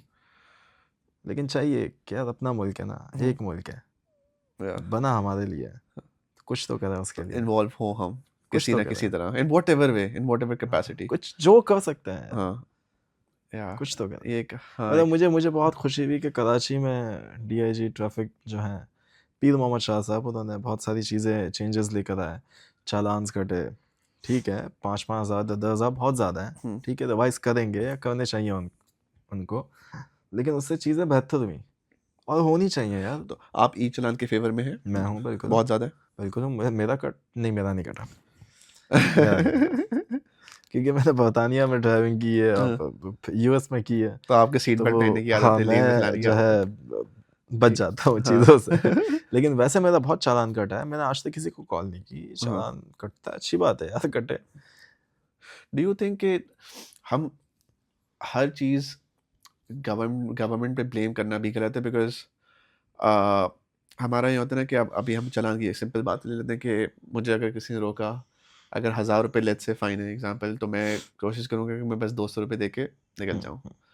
तो डू यू थिंक कि एज़ अ कौम हम में भी बहुत खामियाँ हैं और सिर्फ़ हुक्मरान को ब्लेम करने की ज़रूरत नहीं है, हमें खुद भी, देखिए, कचरा हम रोड पे फेंकते हैं, गीबत हम करते हैं, आप देख लें हर गलत काम हम करते हैं, कौम करती है, ठीक है? बिल्कुल, सिग्नल हम तोड़ते हैं। बिल्कुल। अब गवर्नमेंट तो नहीं आएगी ना कि सिग्नल पे रोको, ये नहीं, नहीं, करो, वो सही सही करो। सही बात हर है। गलत काम हम करते हैं। पाकिस्तान में पता नहीं बोला जाता है कि करप्ट वही नहीं है जिसको मौका नहीं मिला। अनफॉर्चुनेट रियलिटी है ये। हुँ, तो सिर्फ़ गवर्नमेंट को ब्लेम करने से तो नहीं होता। नहीं, सिर्फ़ हम बिल्कुल, भी हम इसमें भी हम भी इसमें बहुत इसमें खामियाँ हैं। इसमें बहुत गलतियाँ हैं, हमारी कौम की बहुत बड़ी गलती है। हमने हमें जो है वो, हमें पता, बेसिकली हमें एथिक्स के बारे में नहीं पता क्या है, हुँ, अच्छी चीज़ क्या है, बुरी चीज़ क्या है, हमें एज़ अ कौम ये पता ही नहीं है कि हमें क्या करना चाहिए, क्या नहीं करना चाहिए। और ये स्टेट का काम है हमें सिखाए। हुँ, स्टेट माँ होती है, हुँ, माँ का काम होता है कि अपने हुँ। बच्चे को सिखाए, अगर वो कोई गलत काम कर रहा है तो बताए कि ये गलत है, ये सही है। बट आई थिंक और ये स्टेट, चीज़ जो है ना, ये चीज़ स्टेट तो करेगी, एक हद तक करेगी। उसमें फिर हमें अपनी अपनी माँओं को तरबियत देनी चाहिए, अपनी एग्ज़ैक्टली। माँओं से तरबियत मिलनी चाहिए हमें। एग्जैक्टली, अब आप देखें ना कि ई चलन आया। अब हमारी जो कौम है ना, हम लोग है ना बड़ा खुश होते हैं कि हमने कोई लूप होल ढूंढ लिया, मतलब मैं हमारी लैंग्वेज बोलूँगा, कोई जुगाड़ ढूंढ लिया। ई चलन आया, चलो भाई हम, अच्छा पहले ना ई चलन नहीं था, तो अब जो जापानीज कार्स आती थी उसमें अगर आपने सीट बेल्ट ना पहना तो उसमें आवाज़ आना शुरू हो जाती है, टर टर। अब तो आई थिंक शायद हर गाड़ी में, तो आपने वो क्लिप लगा लिया। मतलब लगा लिया। फिर ई चलन आया तो सीट बेल्ट पहना, तो फिर सीट बेल्ट पहनते हो, फिर वो टी शर्ट आना शुरू हो गई, वो सीट बेल्ट वाली, क्या चलान ना लगे। सारे हम लोग है ना, अनफॉर्चुनेटली खुश होकर लोगों को बताते हैं, देखो मैंने ये जुगाड़ ढूँढ लिया है। हुँ, गलत काम खुशी-खुशी से बताते हैं। तो हमारी भी गलती और आपने ये बात सही की कि घर पे भी तरबियत होनी चाहिए। होनी चाहिए, बिल्कुल होनी देखिए आप जब स्कूल में पढ़ाएँगे ना, आप जब एथिक्स पढ़ाएँगे ना कि हुँ, सही क्या चीज़ सही है, क्या हुँ, चीज़ गलत है, जब आपको पता होगा क्या चीज़ सही है, क्या चीज़ गलत है, आपकी बचपन से तरबियत हो रही होगी, आप घर में भी वही त करेंगे और बाहर भी वही करेंगे। हुँ, हमारी तरबियत ही नहीं है, हमें पता ही नहीं है सही क्या है, क्या नहीं है और हुँ, इसमें कौम की गलती नहीं है। इसमें कौम की मतलब मुझे पता है अगर कोई चीज़ कि ये चीज़ गलत है और मैं तब भी कर रहा हूँ, तो फिर वो नाजायज़ है। मुझे पता ही नहीं है, मुझे गाड़ी चलाने ही नहीं आती, मैं इधर-उधर चलाता हूँ, मुझे पता ही नहीं है कैसे क्योंकि करना है। देखा ही नहीं कभी सही। देखा ही नहीं हाँ, कभी सही, तो मैं कैसे करूँगा? ये बात I think it's a bit of both कि गलतियाँ दोनों तरफ से ही हैं। दोनों हाँ, तरफ है, बिल्कुल है, दोनों हाँ, तरफ है। हाँ। अच्छा अभी आपने एजुकेशन की बात की और अगेन एजुकेशन सबसे इम्पोर्टेंट चीज़ है। व्हाट इज़ ईदी फाउंडेशन डूइंग कि यार एजुकेशन को प्रमोट करें? अच्छा अब मैं जो है इसमें 2-3 चीज़ें कहूँगा कि हमने बेसिकली ईदी साहब का इंतकाल हुआ 2016 में। 2016 से तकरीबन कोई 5-6 साल लग गए हमें ईदी फाउंडेशन पे गिरफ़्त लाने में चीज़ें आफ्टर आफ्टर ईदी साहब। 5-6 साल हमें लगे। अच्छा ईदी साहब बीमार थे काफ़ी टाइम पहले से ना, तो पापा ही देख रहे थे हुँ, चीज़ें, ओवरसी कर रहे थे। लेकिन थोड़ा-सा टाइम लगा हमें बेहतर पोज़ीशन में आने में, चीज़ें करने में, स्टेबलाइज़ करने में। उसके बाद जो है हमने चीज़ें थोड़ी-सी डिले हुई हमारी तरफ से। जो है गलती है हमारी, मैं मानता हूँ कि हमें एजुकेशन की तरफ बहुत पहले आ जाना चाहिए था, जो कि हम अब आ रहे हैं। हम जो है वो टेक्निकल इंस्टीट्यूशंस जो है वो बना रहे हैं। कराची में एक बहुत बड़ी बिल्डिंग बनाई है हमने। उसमें जो है कुछ कोर्सेज़ अप्रूव भी हैं हमारे नेफ्टा और टेफ्टा है उनकी तरफ से। और जो है स्किल स्किल्ड एजुकेशन की तरफ हम आना शुरू हो गए हैं अब। और आहिस्ता-आहिस्ता हमारा एक प्रोजेक्ट है, इसी रमज़ान में हमने अनाउंस किया है कि हम कराची के अंदर एक 1000 बेडेड हॉस्पिटल भी बना रहे हैं और ये टीचिंग हॉस्पिटल होगा विद अ यूनिवर्सिटी। मेडिकल की पढ़ाई होगी उसमें मेडिकल की पढ़ाई और फिर होगी स्टूडेंट्स ही उधर ही स्टूडेंट्स करेंगे। और हॉस्पिटल होगा 100 बेडेड। हॉस्पिटल से मुझे याद आया आपको सॉरी मैं आपको इंटरप्ट कर रहा हूँ कि अभी वेरी रिसेंटली एसआईयूटी जो एक बहुत अच्छा काम कर रही है पक्का। डॉक्टर अदीब जी, रिजवी रीजेंट प्लाजा उन्होंने खरीदा देखें जी। और वो इतना बड़ा बिल्कुल। हॉस्पिटल पब्लिक हॉस्पिटल बिल्कुल। इमेजिन मतलब मैं तो देख के हैरान हो गया कि बिलियंस ऑफ रुपीस का वो उन्हें इतनी बड़ी होटल हुँ, खरीदी क्रेजी। तो हाँ कमिंग बैक टू एदी फाउंडेशन क्या आप कह रहे हैं कि हॉस्पिटल जी। और साथ साथ एजुकेशन भी करेंगे। हाँ, हॉस्पिटल, हेल्थ और एजुकेशन की तरफ जा रहे हैं हम लोग। बेसिकली हमें दोनों तरफ जाना था। हॉस्पिटल ज़रूरी इसलिए भी है कि हमें प्री हॉस्पिटल केयर को पाकिस्तान के अंदर बेहतर करना है। तो उसके लिए इंस्टीट्यूशंस चाहिए होते हैं। जब आपको सिस्टम में बेहतरी लानी होती है, तो आप इंस्टीट्यूशंस को ताकतवर करते हो। तो वो इंस्टीट्यूशंस चाहिए होते हैं हमें, इस वजह से हमने जो है वो हेल्थ सेक्टर को भी चुना और साथ में एजुकेशन को भी चुना। हमें दोनों चीज़ें चाहिए थी। तो इसमें अब हम काम कर रहे हैं। बेसिकली जो हमारा टेक्निकल इंस्टीट्यूट है, वो पिछले 2 साल से तो चल रहा है। लेकिन अभी भी बिल्डिंग का एक हिस्सा कंप्लीट हुआ था, तो एक जगह काम स्टार्ट कर दिया था हमने और दूसरी जगह अभी बन रही है, तो फिर अप एंड रनिंग नहीं है 100%, लेकिन वो हो जाएगा विदिन अ ईयर। हम्म अच्छा आप लोग इतना अच्छा काम कर रहे हैं। अच्छा मैं ना सोशल मीडिया पे बहुत एक्टिव हूँ तो मैं देखता हूँ कि जेडीसी ऑर्गेनाइजेशन एक है तो वो ओ लेवल स्कूल्स भी चला रहे जी। हैं आईटी स्कूल्स भी हैं उनके हॉस्पिटल्स भी हैं और वो अच्छा, अपना हॉस्पिटल नहीं है उनका अपना, नॉट हॉस्पिटल्स बट चले वो उनके वो डायलिसिस सेंटर्स डायलिसिस हैं। जी, सेंटर्स हैं वो जी, किडनी रिलेटेड जी। और अभी मैं पढ़ा था कि बहुत बड़ी कोई मशीन मंगाई है फॉरगॉट व्हाट दैट वाज वो सिटी स्कैन। सिटी स्कैन होगा हुँ, ये आपको पता है नाइस तो अच्छा लेकिन वो लोगों को बताते हैं ठीक हाँ, है मार्केट करते हैं उनका सोशल मीडिया बहुत एक्टिव है उनकी हाँ। रील्स बहुत बन रही है मैंने पर्सनली ईदी को नहीं देखा इस तरह करते हुए आपकी क्या है कि firstly is this good to market या नहीं और इफ इट्स गुड ईदी क्यों नहीं करता अच्छा, ये एक डिबेट है ना, जी जो कि मेरे अब्बू में और मुझ में भी होती है अक्सर औक़ात, ठीक है ठीक है। अच्छा, जब ईदी साहब हयात थे, तब तो बिल्कुल ही कोई प्रेज़ेंस ही नहीं थी हमारी सोशल मीडिया में, इवन कि हमारे पास अपनी चीज़ों की रिकॉर्ड नहीं है कि हमने क्या किया, क्या नहीं किया, ठीक है ठीक है। अच्छा, अब जाके चीज़ें डिजिटलाइज फॉर्म में आना शुरू हुई हैं, हमने सेव करना शुरू की हैं, चीज़ें बेहतर की हैं, और सोशल मीडिया पे ना होने के बराबर है, लेकिन प्रेजेंस है हमारी। अच्छा, अब जो है हम करते हैं मार्केटिंग, लेकिन ईदी साहब का एक था कि काम करके दिखाना है, ठीक है, लोग आके खुद देखेंगे और खुद वो हमारी मार्केटिंग करेंगे। जो आके देखेंगे ना लोग, ये जो फ़ायदा उठाएंगे, वो आके लोग बताएंगे कि ईदी क्या कर रहा है। और पापा भी यही चाहते हैं, लेकिन चूंकि दौर चेंज हो गया है, जो है वो 21वीं सदी आ गई है, तो हमें भी थोड़ा सा अपडेट करना पड़ेगा, और कर रहे हैं आहिस्ता आहिस्ता हम। लेकिन हम इस तरह से नहीं करेंगे कि लाखों करोड़ों रुपए जो है वो सिर्फ एडवर्टाइजमेंट में लगा दें, जो कि बहुत सारी ऑर्गेनाइजेशंस करती हैं, इनके पाकिस्तान से बाहर करती हैं। उस तरह से नहीं करेंगे हम, लेकिन एक डिसेंट प्रेजेंस होनी चाहिए, लोगों को पता होना चाहिए, जो आपके डोनर्स हैं उनको पता होना चाहिए कि आप क्या काम कर रहे हैं, बिल्कुल। तो वो उस हद तक जाएंगे हम। अच्छा, एक और चीज़ अभी मैं अच्छा, एक और चीज़, जी। अभी जो है तकरीबन कोई 3-4 महीने पहले की बात है, $4 मिलियन हमने जो है वो जिना हॉस्पिटल में दिए हैं। ठीक है। उसमें 4 तकरीबन कोई, हाँ 3 कैंसर की मशीन्स जो हैं वो हमने मंगवाई हैं पाकिस्तान के बाहर से, और उसमें से जो कैंसर की मशीन है ना, वो आज तक वो टेक्नोलॉजी पाकिस्तान में मौजूद ही नहीं है, और $4 मिलियन की मशीन है वो।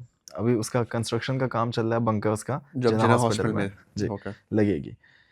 उसके बंकर्स कंप्लीट होंगे तो फिर वो मशीन आएगी, और फिर उसको चलाएंगे हम। और पाकिस्तान जो साइबर नाइफ जो कहते हैं, सिंध के अंदर जिना हॉस्पिटल के अंदर साइबर नाइफ कैंसर की मशीन है, जो बहुत एडवांस है, और रोबोटिक सर्जरी भी होती है।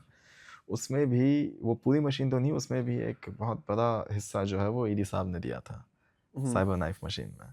और अभी कल पापा ARY न्यूज़ में गए थे, तो वहाँ पे हमारा एक और प्रोजेक्ट चल रहा है सिंध के साथ, जिसमें हम जो है वो शायद जिना हॉस्पिटल में चाइल्ड बच्चों का एक ब्लॉग बना रहे हैं फॉर चाइल्ड हेल्थ। ओके। बच्चों के जो भी हेल्थ इश्यूज होते हैं जिना हॉस्पिटल के अंदर, वो 5 अरब रुपए की जो है वो एक ब्लॉग बनेगा, इट्स ऑल बाय ईदी बाय फाउंडेशन। ईदी फाउंडेशन। अच्छा, हम अपना हॉस्पिटल अलग बना रहे हैं, और ठीक हम है। पब्लिक इंस्टीट्यूशंस को बेहतर कभी करना चाह रहे हैं। हम जो है वो साइड बाय साइड काम कर रहे हैं, पर लेकिन पैरेलल वही ना काम कि कर रहे हैं अच्छा, इस चीज़ मार्केटिंग की पे। बात हो गई अभी, थोड़ा सा हम थोड़ा लाइट हार्टेड कॉन्वर्सेशन करते हैं कि अभी आप देखें रमज़ान चल रही है, और ईदी की मैंने कोई मार्केटिंग नहीं देखी, ठीक है, रमज़ान में। बट आप देखें कि JDC वो हज़ारों लोगों की इफ्तारियाँ हो रही हैं, ठीक है। They are doing a great job, ठीक है। लोगों को खाना खिलाना भी सवाब का काम है। फिर वो कभी-कभी स्टोरी होती है कि सेठ ने शतरमुर्ग खिला दिया, ठीक है। रमज़ान ट्रांसमिशन बोल न्यूज़ की चल रही है। चीपा साहब अपनी रील्स बना रहे हैं इंस्टाग्राम पे, अगर आपने कुछ देखी तो वायरल जा रही हैं। आई हैव नेवर सीन ईदी डूइंग ऑल ऑफ दिस। अच्छा, फर्स्टली अगर इससे पहले आपको आपकी इसके बारे में क्या थॉट्स है जो ये लोग कर रहे हैं? देखिए, सॉरी, चीपा साहब की रील्स के बारे में बता दें पहले आप। सबसे पहली चीज़ कि चलो वो खुद तो रील बना रहे हैं, उनकी एम्बुलेंसेस तो काम कर रही जी, हैं। एब्सोल्युटली। तो दूसरा, उनको कोई अच्छा कंटेंट क्रिएटर लेना चाहिए, लेना जो चाहिए। जो उनको मशवरा दे सही। तीसरा, कि कुछ ना होने से कुछ होना तो बेहतर है। 100%। कुछ तो हो रहा है पाकिस्तान में, कोई तो काम कर रहा है, मतलब कम कर रहा है, जैसा भी कर रहा है, कुछ तो हो रहा है। तो मैं कहता हूँ कुछ ना होने से होना बेहतर है। But as someone who runs the ईदी फाउंडेशन, आप अच्छा, इफ्तारी अगर आप पूछें प्रोफेशनली, जी। तो मैं ये समझता हूँ कि जो है आपको वो बेहतर होगा कि अगर आप जो है ज़्यादा पैसे खर्च करें लोगों की स्किल पे। ठीक है।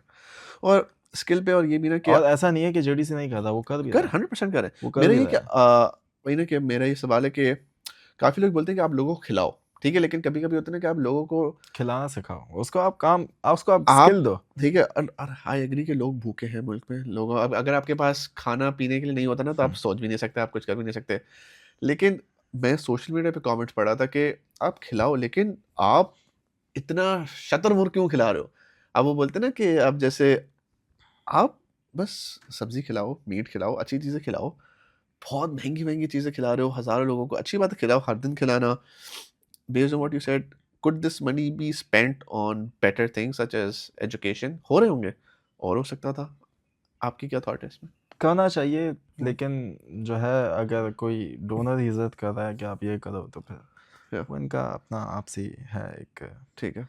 उनको लगता होगा ये बेहतर काम है तो हाँ, ठीक है, कोई और इशू मुझे तो नहीं। लगता है कि वो एक तो माशाल्लाह इतना अच्छा काम कर रहे हैं, और मैं खुद भी जाना चाहूँगा उधर देखने के लिए और खाने के लिए कि यार वो बोलते हैं ना कि एक महफ़िल लगी होती है, लोग आ रहे होते हैं। एक तो एक कराची जैसे शहर में रमज़ान की अलग ही फ़ील होती है, ठीक है? आप उधर सहरियाँ हो रही हैं, इफ्तारियाँ हो रही हैं, और आप देखें कि जो भी इंसान कर सकता है वो सिर्फ़ एक रूह अफ़ज़ा की बोतल और पानी लेके रोड पे निकल जाता है और इफ्तारी के टाइम पे कि जो लोग ट्रैफ़िक में फँसे हैं, मैं उनको पिला दूँ। बिल्कुल तो ऐसा है। ये एक हमारे शहर स्पेसिफ़िकली और हमारे मुल्क के लोगों की ये तो एक बहुत अच्छी बात है कि जब वॉलंटियर वर्क आता है, जब लोगों की मदद करने के लिए आता है, तो लोग आगे तो होते हैं। बिल्कुल आते हैं, बिल्कुल तो आते हैं। ईदी फाउंडेशन में भी लोग आते होंगे वॉलंटियर करने बाय बिल्कुल, चॉइस बहुत बिल्कुल ज़्यादा? आते हैं, बहुत हमारे पास बहुत वॉलंटियर्स हैं। पूरे पाकिस्तान में जब भी ज़रूरत पड़ी है हमें, वॉलंटियर्स हमारे साथ खड़े होते हैं। कुछ वॉलंटियर्स ऐसे हैं जिन्होंने अपने चलते हुए रनिंग बिज़नेसेस ख़त्म कर दिए। वो सफ़र कर रहे हैं उनके बिज़नेसेस, लेकिन वो हमारे साथ बैठे हुए हैं, और ईदी फाउंडेशन के लिए काम करते सर्व हैं, कर रहे हैं फ्री और of cost and that is in Pakistan और इंटरनेशनली इन भी? इन पाकिस्तान इन पाकिस्तान, इन पाकिस्तान। क्रेज़ी। वही वही मैं बोलूँ कि लोग अच्छे हैं, बहुत कुछ लोग अच्छे भी हैं, बहुत लोग अच्छे हैं, बहुत लोग अच्छे बहुत हैं। लोग अच्छे हैं। हालात थोड़े ख़राब हैं बस कुछ लोगों के, तो हाँ, हाँ। क्योंकि कुछ लोग बोलते हैं कि लोग ख़राब नहीं होते, उनके हालात ख़राब होते हुँ, हैं। अब हम आ जाते हैं वुमेन एम्पावरमेंट की। हम पॉडकास्ट से पहले बात कर रहे थे, आपकी दादी, हुँ, अ, आपकी अम्मी भी काम कर रही हैं फुली। हुँ। तो आप कैसे देखते हैं कि how did women in the ईदी फैमिली एम्पावर द मेल्स कि यार और बेहतर काम करो? अच्छा, इसमें मैं आपको एक बात बताऊँ तो हमारे पास जो है ना, शेल्टर होम है जिसमें जो है कुल तादाद पूरा पाकिस्तान में मिला के 8 से 9,000 लोगों की होगी। 8 से 9,000 लोग जो हैं वो बिल्कुल हम पे डिपेंडेंट हैं। उनका खाना, उनका पीना, उनकी ईदी सारी शेल्टर्स में चीज़ें। पाकिस्तान में? जी, तो उसमें जो ज़्यादातर तादाद है वो है औरतों की। और वुमेन शेल्टर होम्स जो है उसमें हम नहीं जाते हैं, उसमें हम नहीं देखते कुछ। उसमें जब दादी हयात थी, पुप्पो हयात थी, तो वो पुप्पो तो हैं अभी भी, पुप्पो देखती थी, दादी देखती थी, और अब मेरी अम्मी देखती हैं। बच्चियों की जो हमारे पास बचपन से बच्चियाँ होती हैं, उनकी शादियाँ करवाते हैं, वो मम्मी देखती है। तो it's a very crucial part of ईदी फाउंडेशन, जो कि अगर औरतें ना करें तो वो हम नहीं कर पाएँगे। हुँ, और वो कर रही हैं कर रही बढ़-चढ़ हैं, के। बिल्कुल कर रही हैं। तो क्या आपकी अम्मी भी फुल टाइम काम करती हैं ईदी फुल टाइम फाउंडेशन में? काम करती है, वो सुबह से लेके शाम तक काम करती है, फिर शाम के बाद घर जाती है। और वो वुमेन शेल्टर्स औरतों वुमेन के लिए ज़्यादा शेल्टर्स सँभालती देखती हैं? हैं, चाइल्ड अडॉप्शन का पूरा सिलसिला है, और इसके अलावा जो है चाइल्ड मैरिजेज़ जो हैं वो देखती हैं। और जो है अच्छा, दूसरा जितने भी शेल्टर होम्स हैं ना, उनमें राशन, खाना-पीना, वो सारी चीज़ें फिर यही देखते हैं। ठीक है, और वो कराची में नहीं, सिर्फ मुल्तान है, इस्लामाबाद है, लाहौर है, पूरे पेशावर पाकिस्तान है, में। तो वो वहाँ पे विज़िट्स भी होते हैं, सारी चीज़ें देखती हैं। तो देयर आर टाइम जब आपकी अम्मी मेरी हफ्तों के लिए गई अच्छा, हुई हैं? हाँ, बिल्कुल होता है ऐसा। और इवन के मूसा लेन हॉस्पिटल है हमारा, बहुत बहुत पुराना रन कर रहे थे हम, लेकिन उसमें सिर्फ डिलीवरीज़ होती थी और नर्सिंग होती थी। तो उसको हमने अपग्रेड किया, बहुत सारी चीज़ें नई लेकर आई हैं। उसके इनिशियली जो है वो सारी चीज़ें मम्मी ही देख रही थी, अब जाके जो है चीज़ें मम्मी भी देखती है, पापा भी देखते हैं, मिल के देखते हैं। ठीक है। तो आपको अपनी अम्मी के लिए डर लगता है? क्योंकि आप सोचे ना कि आप आपकी अम्मी हफ्तों-हफ्तों के लिए हुँ। इलाके में जा रही हैं, क्योंकि वही ना जो आपने बोला कि it's not safe every time, तो आपको डर लगता है? अच्छा, मतलब मम्मी जो है ज़्यादा से ज़्यादा वो अगर कराची से बाहर ट्रैवल करती हैं तो वो शेल्टर होम में जाके रुकते हैं, जो कि घर ही है हमारा, ठीक है। सेफ एनवायरनमेंट है, हुँ, वो कोई मसला नहीं है। हाँ, अनलेस अनटिल कि कोई हालात ख़राब हो जाए वहाँ हुँ, पे, या कुछ हो जाए, हुँ, या कराची में फ्लडिंग हो जाए, हुँ। मम्मी अर्बन फ्लडिंग हो जाए, मम्मी बाहर निकली हुई है, तो हाँ, मैं कॉल करके पूछता हूँ ओके, कि आपको सही तो अगर हो आप। पहुँचना है कहीं हाँ, पे या बीच में फँस गए हो तो मैं आ जाता हूँ, हुँ, वरना हाँ। काम चल रहा होता है। सही है। अभी मैं अब बहुत दफ़ा ऐसा हुआ है कि पापा भी कराची से बाहर हैं, मम्मी भी कराची से बाहर हैं।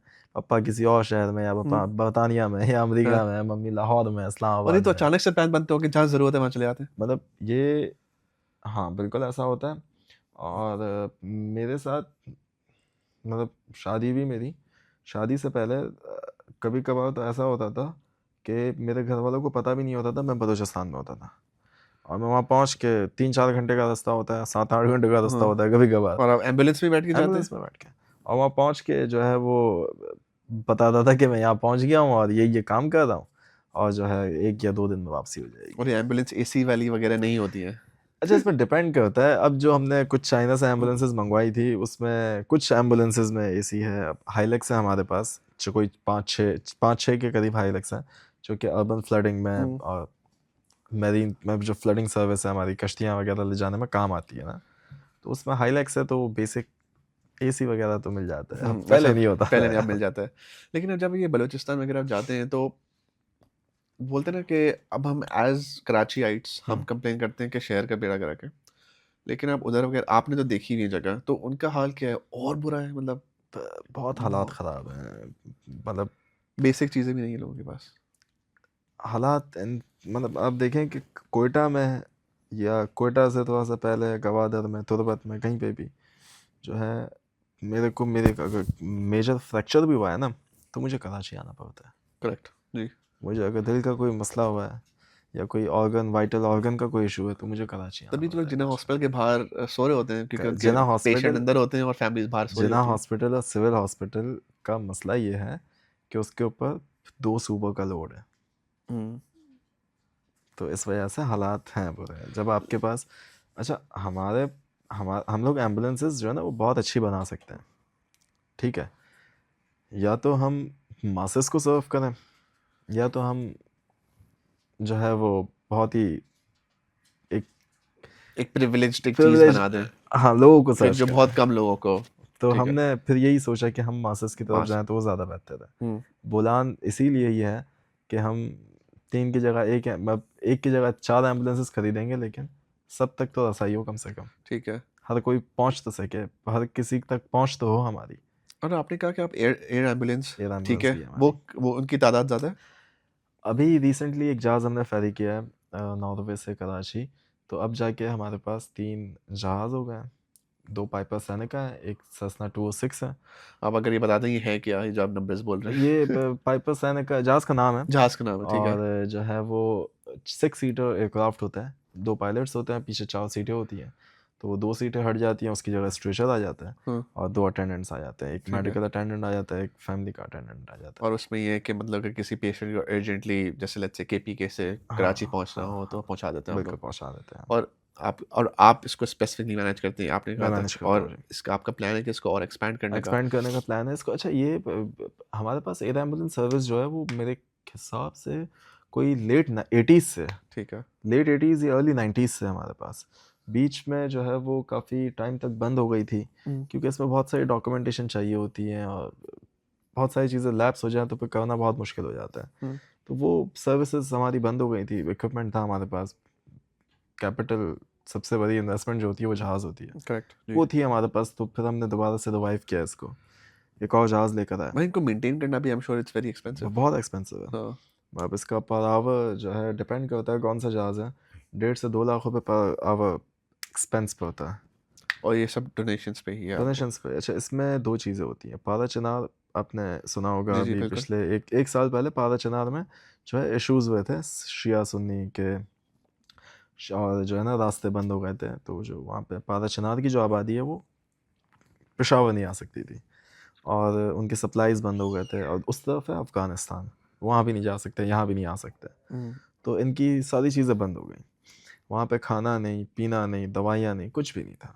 हम्म, इवन के जो पेशेंट्स थे वहाँ पे भी, बहुत बड़ा तो हॉस्पिटल नहीं है ना, इलाज कराने के लिए पेशावर आना है, तो वहाँ पे एक कहत आ गया ना, इवन के खुराक का कहत आया, दवाइयों का बच्चे कई 100 बच्चे मर गए थे दवाइयाँ ना होने की वजह से। और ये पाकिस्तान की बात कर रहा हूँ मैं, एक ऐसा मुल्क है जहाँ पे सारी चीज़ें अवेलेबल हैं। मैं बात जो है वो अफ़गानिस्तान की नहीं कर रहा, जहाँ पे इंफ्रास्ट्रक्चर ही नहीं है, कुछ नई हुकूमत मिली हो तो समझ आता है। पाकिस्तान वेल एस्टेब्लिश्ड कंट्री है, और ये इशू वहाँ पे हुआ। अच्छा, वहाँ पे जाने का सिर्फ एक रास्ता, बाय एयर, ठीक है, तो 6 सीटर जहाज़ था, बहुत बड़ा जहाज़ तो नहीं था हमारे पास। उस 6 सीटर जहाज़ से भी हमने काम लिया, और कोई 1 महीना 1.5 महीना हमने ऑपरेशन चलाया वहाँ पे, दवाइयाँ ला के दी, बच्चे ट्रांसफ़र किए। जो सीरियस पेशेंट्स थे उनको ट्रांसफ़र किया, डेड बॉडीज़ लेके जानी होती थी वो लेके गए। 15-20 दिन हमने, अच्छा रोज़ के दिन की 3 फ़्लाइटें होती थी, 15-20 दिन हमने फ़्लाइटें चलाई। उसके बाद जाके गवर्नमेंट ऑफ केपीके ने जो है वो अपना हेलीकॉप्टर इस ऑपरेशन के लिए दिया। उससे पहले उनको भी नहीं फ़र्क पड़ रहा था कि लोग मर रहे हैं, ज़िंदा हैं, क्या है क्या नहीं कुछ भी नहीं। डज़न्ट तो मैटर। एदी फाउंडेशन वाज देयर हमने हेल्पिंग आउट पीपल। कम से कम एक चीज़ की इनिशिएट किया उस चीज़ को, फिर आगे आके चलो गवर्नमेंट ने दिया अपना हेलीकॉप्टर, उनका बहुत बड़ा हेलीकॉप्टर था MI-17, वो भी गिर के तबाह हो गया अभी रिसेंट। अच्छा, ओके, हाँ, बहुत बड़ा हेलीकॉप्टर है, ओके। तो अच्छा हेलीकॉप्टर था। लेकिन जो है 15 दिन 20 दिन बाद गवर्नमेंट को याद आया कि यार ये भी हमारे ही लोग हैं। लोगों को ज़रूरत है। ये भी हमारे ही लोग हैं, ये हाँ, याद आया। हम ज़रूरत तो बात की बात है। हाँ, हम लोग भी ना कभी-कभी ना वही हम लोग पाकिस्तान हम लोग खुद इतने डिवाइडेड हो गए हैं कि हम वही ना कि जो एदी साहब की जो फ़िलॉसफ़ी थी वो था ह्यूमैनिटी। बट अब कुछ लोग ही हमारा फ़िलॉसफ़ी है कि मैं इस स्पेसिफ़िक तबके की मदद करूँगा, मैं स्पेसिफ़िक रिलिजन, स्पेसिफ़िक कास्ट की मदद करूँगा। अच्छा, इस चीज़ का शिकार हम भी हुए हैं। हुँ, मतलब अब अभी जो अब फाउंडेशन है हमारा, उसका नाम है अब्दुल सत्तार ईदी फाउंडेशन। ठीक है। इससे पहले 2 से 3 फाउंडेशन रजिस्टर्ड हुए थे। अर्ली 50s और अर्ली 50s की बात है ये, हाँ। हुँ, तो बेसिकली सबसे पहला फाउंडेशन जो था हमारा, वो था मदीना ट्रस्ट के नाम से। मदीना ट्रस्ट के नाम से था। और जो है एम्बुलेंसेस थी हमारे पास, एक आधी एम्बुलेंस थी उस वक्त। तो उसमें जो है ईदी साहब हिंदू भी थे, और उस वक्त यहूदी भी थे और क्रिश्चियंस भी हैं, तो सबके लिए काम करते थे। तो वो ईदी साहब को कहते थे कि यार आपका मदीना ट्रस्ट है और आप कैसे काम कर रहे हो, तो बहुत बैकलैश मिला। तो उन्होंने डिज़ोल्व कर दिया उस फाउंडेशन को, एक और बनाया। वो बनाया बाटवा वॉलंटियर कोर के नाम से। ठीक और है। आप अगर लोगों को थोड़ा कॉन्टेक्स्ट दे दें कि बाटवा क्या है? अच्छा, बाटवा जो है वो हमारी जहाँ बेसिकली गुजरात में एक गांव है, हुँ, वहाँ पे जो है वो हमारा गांव है। ठीक है। तो उसकी वजह से हम बाटवा कहलाते हैं। बाटवा मेमन एक जी, कास्ट है बेसिकली। जी। तो उसमें जो है बाटवा वॉलंटियर कोर के नाम से ऑर्गेनाइजेशन बनाई। अच्छा, उसमें जो है वो कुछ मेमन थे जिन्होंने एतराज़ किया, कि उन्होंने कहा कि हम आपको चंदा देते हैं लेकिन आप सिर्फ जो है बाट बाटवा के लिए बाटवा काम मेमन या करें। स्पेसिफ़िक मेमन के लिए काम हाँ, करें। तो वो भी फिर ख़त्म कर दिया ईदी साहब ने, डिज़ोल्व की ऑर्गेनाइजेशन। उसके बाद जाके जो है अब्दुल अपने नाम से रजिस्टर्ड कर दी, और फिर जो है वो ये सारा काम शुरू किया सबके लिए। डू यू थिंक कि हम लोग हम इस कास्ट सिस्टम में घुस गए हैं कि लेट्स से आप मेमन हैं, मैं मेमन हूँ, बट मैं मेमन की भी इस कास्ट हाँ, की हेल्प एक सब करूँगा। कास्ट है और एक सब सबसेट कास्ट है। हाँ, सबसेट ठीक है, कास्ट सब कास्ट आ गए। मैं ये हूँ बट मैं इसी की हेल्प करूँगा। There are hospitals in Karachi hmm. जो मेमन हॉस्पिटल्स हैं और वो और जो स्पेसिफिक जो जो मेमन्स है ना उनको ज़्यादा उनको डिस्काउंट देते हाँ, हैं। तो डू यू पर्सनली थिंक कि that's right? Because I think आप लोगों की तो फिलॉसफी यही। नहीं, ऐसा होना नहीं चाहिए, क्योंकि बीमारी किसी से पूछ के नहीं आती, कि कोई कास्ट पूछ के नहीं आती, कोई एग्ज़ैक्टली। कोई रंग देख के नहीं हाँ, आती। और इतने बड़े अगर मेरा हॉस्पिटल है, फॉर एग्जांपल किसी को कैंसर हो गया है या कुछ हो गया है, और कोई हिंदू मेरे पास आता है, कोई क्रिश्चियन मेरे पास आता है, मैं उसका इलाज नहीं कर पाऊँ, तो फ़ायदा क्या है ऐसा हॉस्पिटल का? इससे अच्छा मैं बंद कर दूँ। बंद कर दें, एग्ज़ैक्टली, क्योंकि आपको तो इंसानियत की खिदमत करनी है ना। मतलब ये कहाँ लिखा है कि आप मेमन की हेल्प करोगे, आप इसकी हेल्प नहीं करोगे, ये तो कहीं नहीं, नहीं लिखा। ये गलत है। ये हमें बस हमारे दिमाग में भी डाल दिया गया है कि सबसे पहले आप अपने लोगों की हेल्प करो, लेकिन अपने लोग डिसाइड कौन करेगा हाँ, कि अपने लोग कौन है? अपना तो पूरा पाकिस्तान है, हाँ, एग्ज़ैक्टली। पूरी दुनिया है अपनी हाँ, यार। यस, पहले तो बॉर्डर्स भी नहीं थे, यस, बिल्कुल, तो या इंसान तो सारे अपने है ना। बिल्कुल। अच्छा, नेक्स्ट चीज़ मुझे आपसे एक्सप्लोर करनी है जो एदी ऑर्फनेज और एदी जो फेमस झूला है, हम्म, जो आई थिंक आपकी दादी ने जी, उसको शुरू किया जी। था और उस पे भी बहुत बैकलैश आया था आप लोगों को अच्छा, कि इसमें जी, मैं आपको बताता हूँ जी, कि बेसिकली बच्चों को जो है पहले करते ये थे, उस वक्त पिल्स नहीं आई थी, उस वक्त अबॉर्शंस नहीं होते थे, या होते थे तो बहुत ही लेटर एज में होते थे, तो बच्चे निकाल के फेंकने पड़ते थे, और होते ही नहीं थे शुरू में, तो इनिशियली तौर पे। तो वो बच्चे जब पैदा होते थे ना, तो लोग कचरा कुंडी में फेंक देते थे, लोग जिंदा दफना देते थे, और जो है सड़क सड़क पे फेंक देते थे, कुत्ते काट लें, कुछ कर दें। तो इसकी वजह से अच्छा इसकी जो है ना पाकिस्तान में इसका ट्रेंड बहुत ज़्यादा बढ़ गया था और कि रोड बच्चे मिल रहे हैं हाँ छोटे बच्चे छोटे। मिल रहे हाँ। हैं और जो है वो कचरा कुंडी से मिल रहे हैं, किसी का मुंह नोचा हुआ है तो किसी की टांग नोची हुई है। तो इसका बहुत ही जो है वो किसी किसी ना किसी को कुछ तो करना था ना। तो दादी माँ ने अच्छा इसमें कई दफ़ा ऐसा भी हुआ था। एक दफ़ा ऐसा हुआ था कि जो है बच्चे को जो है ना बच्चा कहीं से मिला था, ठीक है? और कुछ लोग जो है ना उसको संसार कर रहे थे, उसको रोक लिया। संसार का क्या मतलब है? पत्थर से जो है अच्छा। ना वो कह रहे थे कि नाजायज़ बच्चा है। अच्छा। अब who the hell are you यार? होते कौन हो आप कहने वाले कि ये नाजायज़ बच्चा है? हम्म। बच्चा नाजायज़ कैसे हो सकता है? हम्म। ठीक है? उसको संसार पत्थर से मार-मार के उसको मार देना, संसार ये हम्म। होता है ना? तो वो जो है वो कर रहे थे, तो रोक लिया ईदी साहब ने ना, ईदी साहब आ गए, सामने आ गए। ये सब डरते नहीं थे किसी से, हम्म। इन चीज़ों में किसी से नहीं डरते थे। वो आके ले गए बच्चे को। हम्म। उसके बाद अच्छा ये चीज़ें देखते रहे। अच्छा फिर दादी माँ ने क्या किया, हमारे पास पाकिस्तान में टोटल 300 से ज़ायद सेंटर्स हैं। जी। हर सेंटर के पास झूला लगाया हमने और उसमें लिखा, ये पूरी कैंपेन चलाई थी, मीडिया ने बहुत साथ दिया था और ये सारी चीज़ें उस वक़्त अखबार होते थे, अखबारों ने बहुत साथ दिया था। पूरी कैंपेन चलाई कि आप बच्चों को कत्ल ना करें, झूले में डाल दें। आप वही मैं कह रहा था कि अब्दुल सत्तार ईदी साहब ने कहा मैं उनका दादा बनूंगा। हाँ, मैं जी। उनका बाप बनूँगा बाप बेसिकली, बनूंगा जी। गार्डियन। तो बच्चों को कत्ल ना करें, झूले में डाल दें। हम्म। अच्छा नो क्वेश्चन आस्क्ड, आज भी जो है ना झूले के अंदर बच्चे आते हैं। आज तक आते हैं। आज तक आते और हैं। बेटियां ज्यादा होती हैं। बेटियाँ ज़्यादा होती हैं, उसकी वजह ये है कि लोगों को मतलब पाकिस्तान एक ऐसी सोसाइटी है जिसके अंदर लोग समझते हैं कि अगर जो है बेटी पैदा हुई है तो वो लेगेसी को कंटिन्यू नहीं कर पाएगी, वो विरासत जो है वो नहीं संभाल पाएगी। मतलब ऐसा नहीं होना चाहिए। हम्म। लोग अगर 3 या 4 बेटियां पैदा होती है ना, तो वो चौथी या पांचवी भी हो जाए ना, तो वो माँ को भी तंग करते हैं और उसको कहते हैं कि झूले में डाल के जा या फिर कहीं भी उस बच्ची को छोड़ के जा। तो इस तरह से नहीं होना चाहिए। इमेजिन करें वो माँ की क्या वो होगी, अच्छा हालत माँ होगी, माँ नहीं मजबूर। चाहती, माँ ऑब्वियसली हाँ, माँ नहीं कोई भी माँ चाहती, नहीं कोई चाहेगी। कोई माँ नहीं चाहती कि मेरा बच्चा जो है मुझसे अलग किया हाँ। जाए। माँ के तो बेटा हो बेटी हो, आई थिंक सब इक्वली डज़न्ट होते हैं। मैटर यार। हाँ। तो और आप कह रहे हैं कि लेकिन आज हमारी तक। सोसाइटी में तालीम देनी चाहिए इस जी। तरीके की कि इस तरह से नहीं होना और ये चाहिए। आज तक आपके आज तक झूले में होता बच्चे है। आते हैं। आज तक बच्चे आते हैं और आज तक जो है वो ज़्यादातर बच्चियाँ आती हैं। आती हैं। और ये ट्रेंड कम हुआ है या बस वही है, बस कोई आपको फर्क नहीं अब लगा? जो है वो ट्रेंड कम इस वजह से हुआ है क्योंकि अब पिल्स आ गई हैं, बहुत सारी चीज़ें आ गई हैं मेडिकली कि आप बच्चे को जो है वो पहले ही गिरा सकते हैं या हाँ। ख़त्म कर सकते हैं। लेकिन लोग अभी भी आते हैं, बच्चे बच्चे आते हैं, छोड़ देते हैं। बिल्कुल आते हैं। तो जब आते हैं तो आपकी अम्मी देखती हैं इन चीज़ों मेरी को, अम्मी ठीक देखती है? हैं, जी। तो वो घर आके बताती होंगी कि यार आज 2 और बच्चे आ गए, आज हाँ, 4 बच्चे आ बिल्कुल गए। ऐसा बट है। कभी do you guys ever try to track down their parents नहीं, कि कभी यार नहीं। मैं उनसे जाके पूछूँ कि इनकी, क्योंकि देखिए कोई माँ-बाप छोड़ते हैं ना, अब देख रहे हैं कि फादर तो मजबूर कर रहा है कि बेटी हो गई लेट्स हुँ। से। कभी होता है ना कि आप जाके माँ से पूछें कि किस मजबूरी के तहत तुमने किया है कि हम तुम्हारी हेल्प कर दें? अच्छा इसमें था ऐसा कि बेसिकली ये हमने पॉलिसी ही इसलिए रखी कि नो क्वेश्चंस आस्क्ड। जी।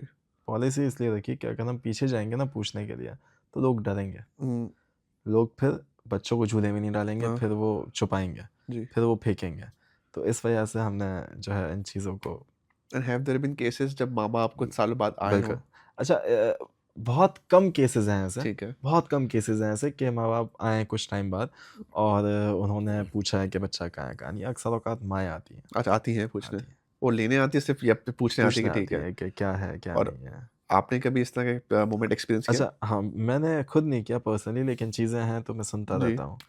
तो अगर मम्मी कोई से एक सुनता हूँ। एक्सपीरियंस आप है कि माँ आई हो और वो बस रोना शुरू हो गई हो कुछ इस तरह? तो मम्मी सँभालती है इनको, जी। दादी माँ सँभालती थी पहले जी। इनको। तो ऐसा हुआ है, बहुत सारे केसेज़ ऐसे हुए हैं। हुँ। मम्मी के पास कभी जाता हूँ तो कोई ना कोई आया हुआ हो, हाँ।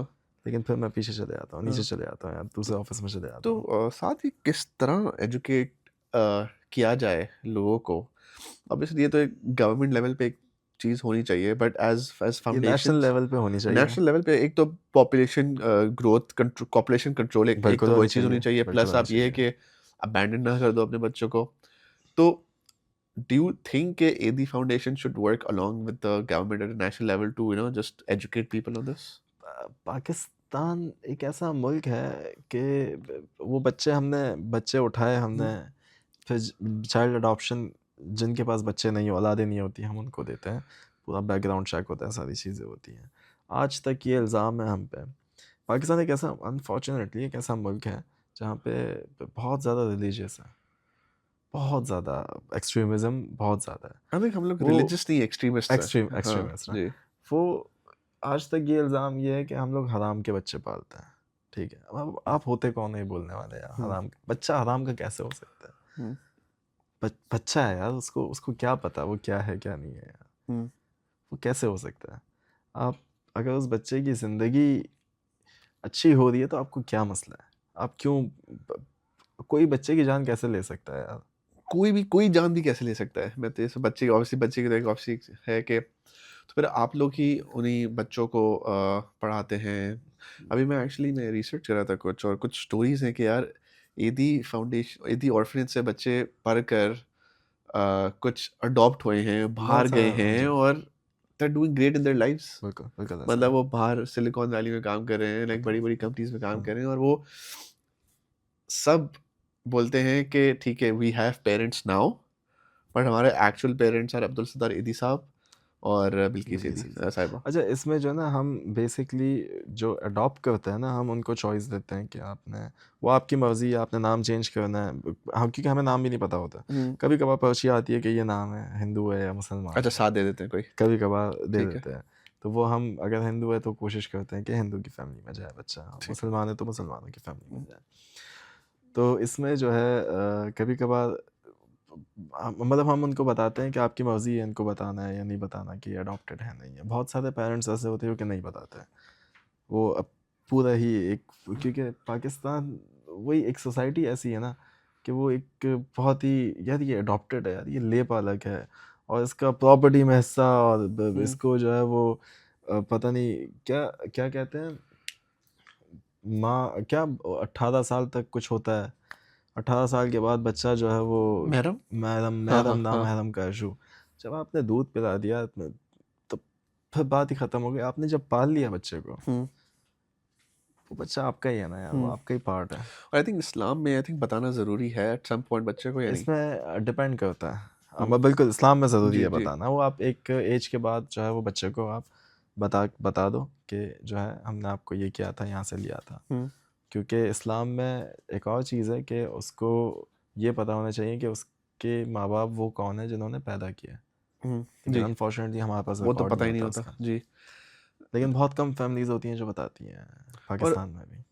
पाकिस्तान में अडॉप्शन कॉमन है? और है, बिल्कुल कॉमन है, हमारे लोग पास आते लाइनें लगी हुई हैं। अच्छा, हमारे पास 15-20 हज़ार एप्लीकेशंस हैं। और बच्चे इतने ये आते नहीं हैं। पाकिस्तानी पेरेंट्स हैं या Pakistani parents who are living abroad? दोनों, दोनों हैं। तो और 15-20 हज़ार लाइन लगी होती है बच्चे अडॉप्ट करने के बिल्कुल, लिए। बिल्कुल ऐसा है। और ज़्यादातर जो है ना बल्कि दोनों तरफ से आती हैं। पाकिस्तान के बाहर से भी बहुत एप्लीकेशंस हैं, पाकिस्तान के अंदर भी बहुत एप्लीकेशंस हैं। और ये बच्चे यूजुअली, अच्छा आप ये बताएँ कि जो बच्चे जो अडॉप्ट करना चाहते हैं, वो मैं सुना है कि यूजुअली बच्चे वही होते हैं जो इन्फेंट्स हों, under under 2 years, under a year, वो अंडर 6 मंथ्स बेसिकली हों, न्यूबॉर्न बेबीज़ जो होते हैं ना, न्यूबॉर्न्स। हमारे पास जूने में आता है बच्चा, हाँ। तो अच्छा शेल्टर जो माँ है हुँ, ना, वो जो केयर दे सकती है ना, वो कोई नहीं दे सकता। करेक्ट। ठीक है? तो जैसे ही बच्चा हमारे पास आता है ना, हमारी कोशिश ये होती है विदिन 4 टू 5 डेज़ वो बच्चा अडॉप्शन पे चले जाए। उसको फैमिली आके ले जाए। लेकिन वेटिंग प्रोसेस क्या होता है वो फैमिलीज़ का? या वो एक पहले से ही चल रहा वो होता है? पहले से ही चल रहा होता है। हमारे पास हाँ, आज एप्लीकेशन आई है ना, हाँ। तो आपकी बारी शायद आएगी 5 साल बाद। ओके, तो तब इतनी तक, लाइन लगी हुई है। हाँ, वो 5 साल बाद हो सकता है, 6 साल बाद है। और यूजुअली बच्चे एक्चुअली बड़े भी हो जाते हैं, तो लेकिन बड़े बच्चों को अडॉप्शन नहीं होती है यूजुअली। अच्छा फॉर एंड बड़े एग्ज़ाम्पल, आई मीन कि 3-4 साल के बच्चे जिनमें अच्छा सब जो पहचान 3-4 नहीं समझ साल आ का जाए। बच्चा होगा ना, जी। वो या तो गुमशुदा में आया होगा, हुँ, वो माँ-बाप भूल गए होंगे या कहीं वो बिछड़ गया होगा, ठीक है। तो हमारे पास आया होगा पुलिस के थ्रू या किसी ने दाखिल कराया होगा। या फिर जो है वो माँ-बाप खुद छोड़ जाते हैं कभी-कभार, ऐसा बहुत कम होता है। हाँ, लेकिन वो फिर माँ-बाप ले भी जाते हैं। ठीक है। और जो गुमशुदा होते हैं ना, वो आज नहीं तो 2 साल बाद, 1 साल बाद कोई ना कोई आएगा, वो ले जाएगा।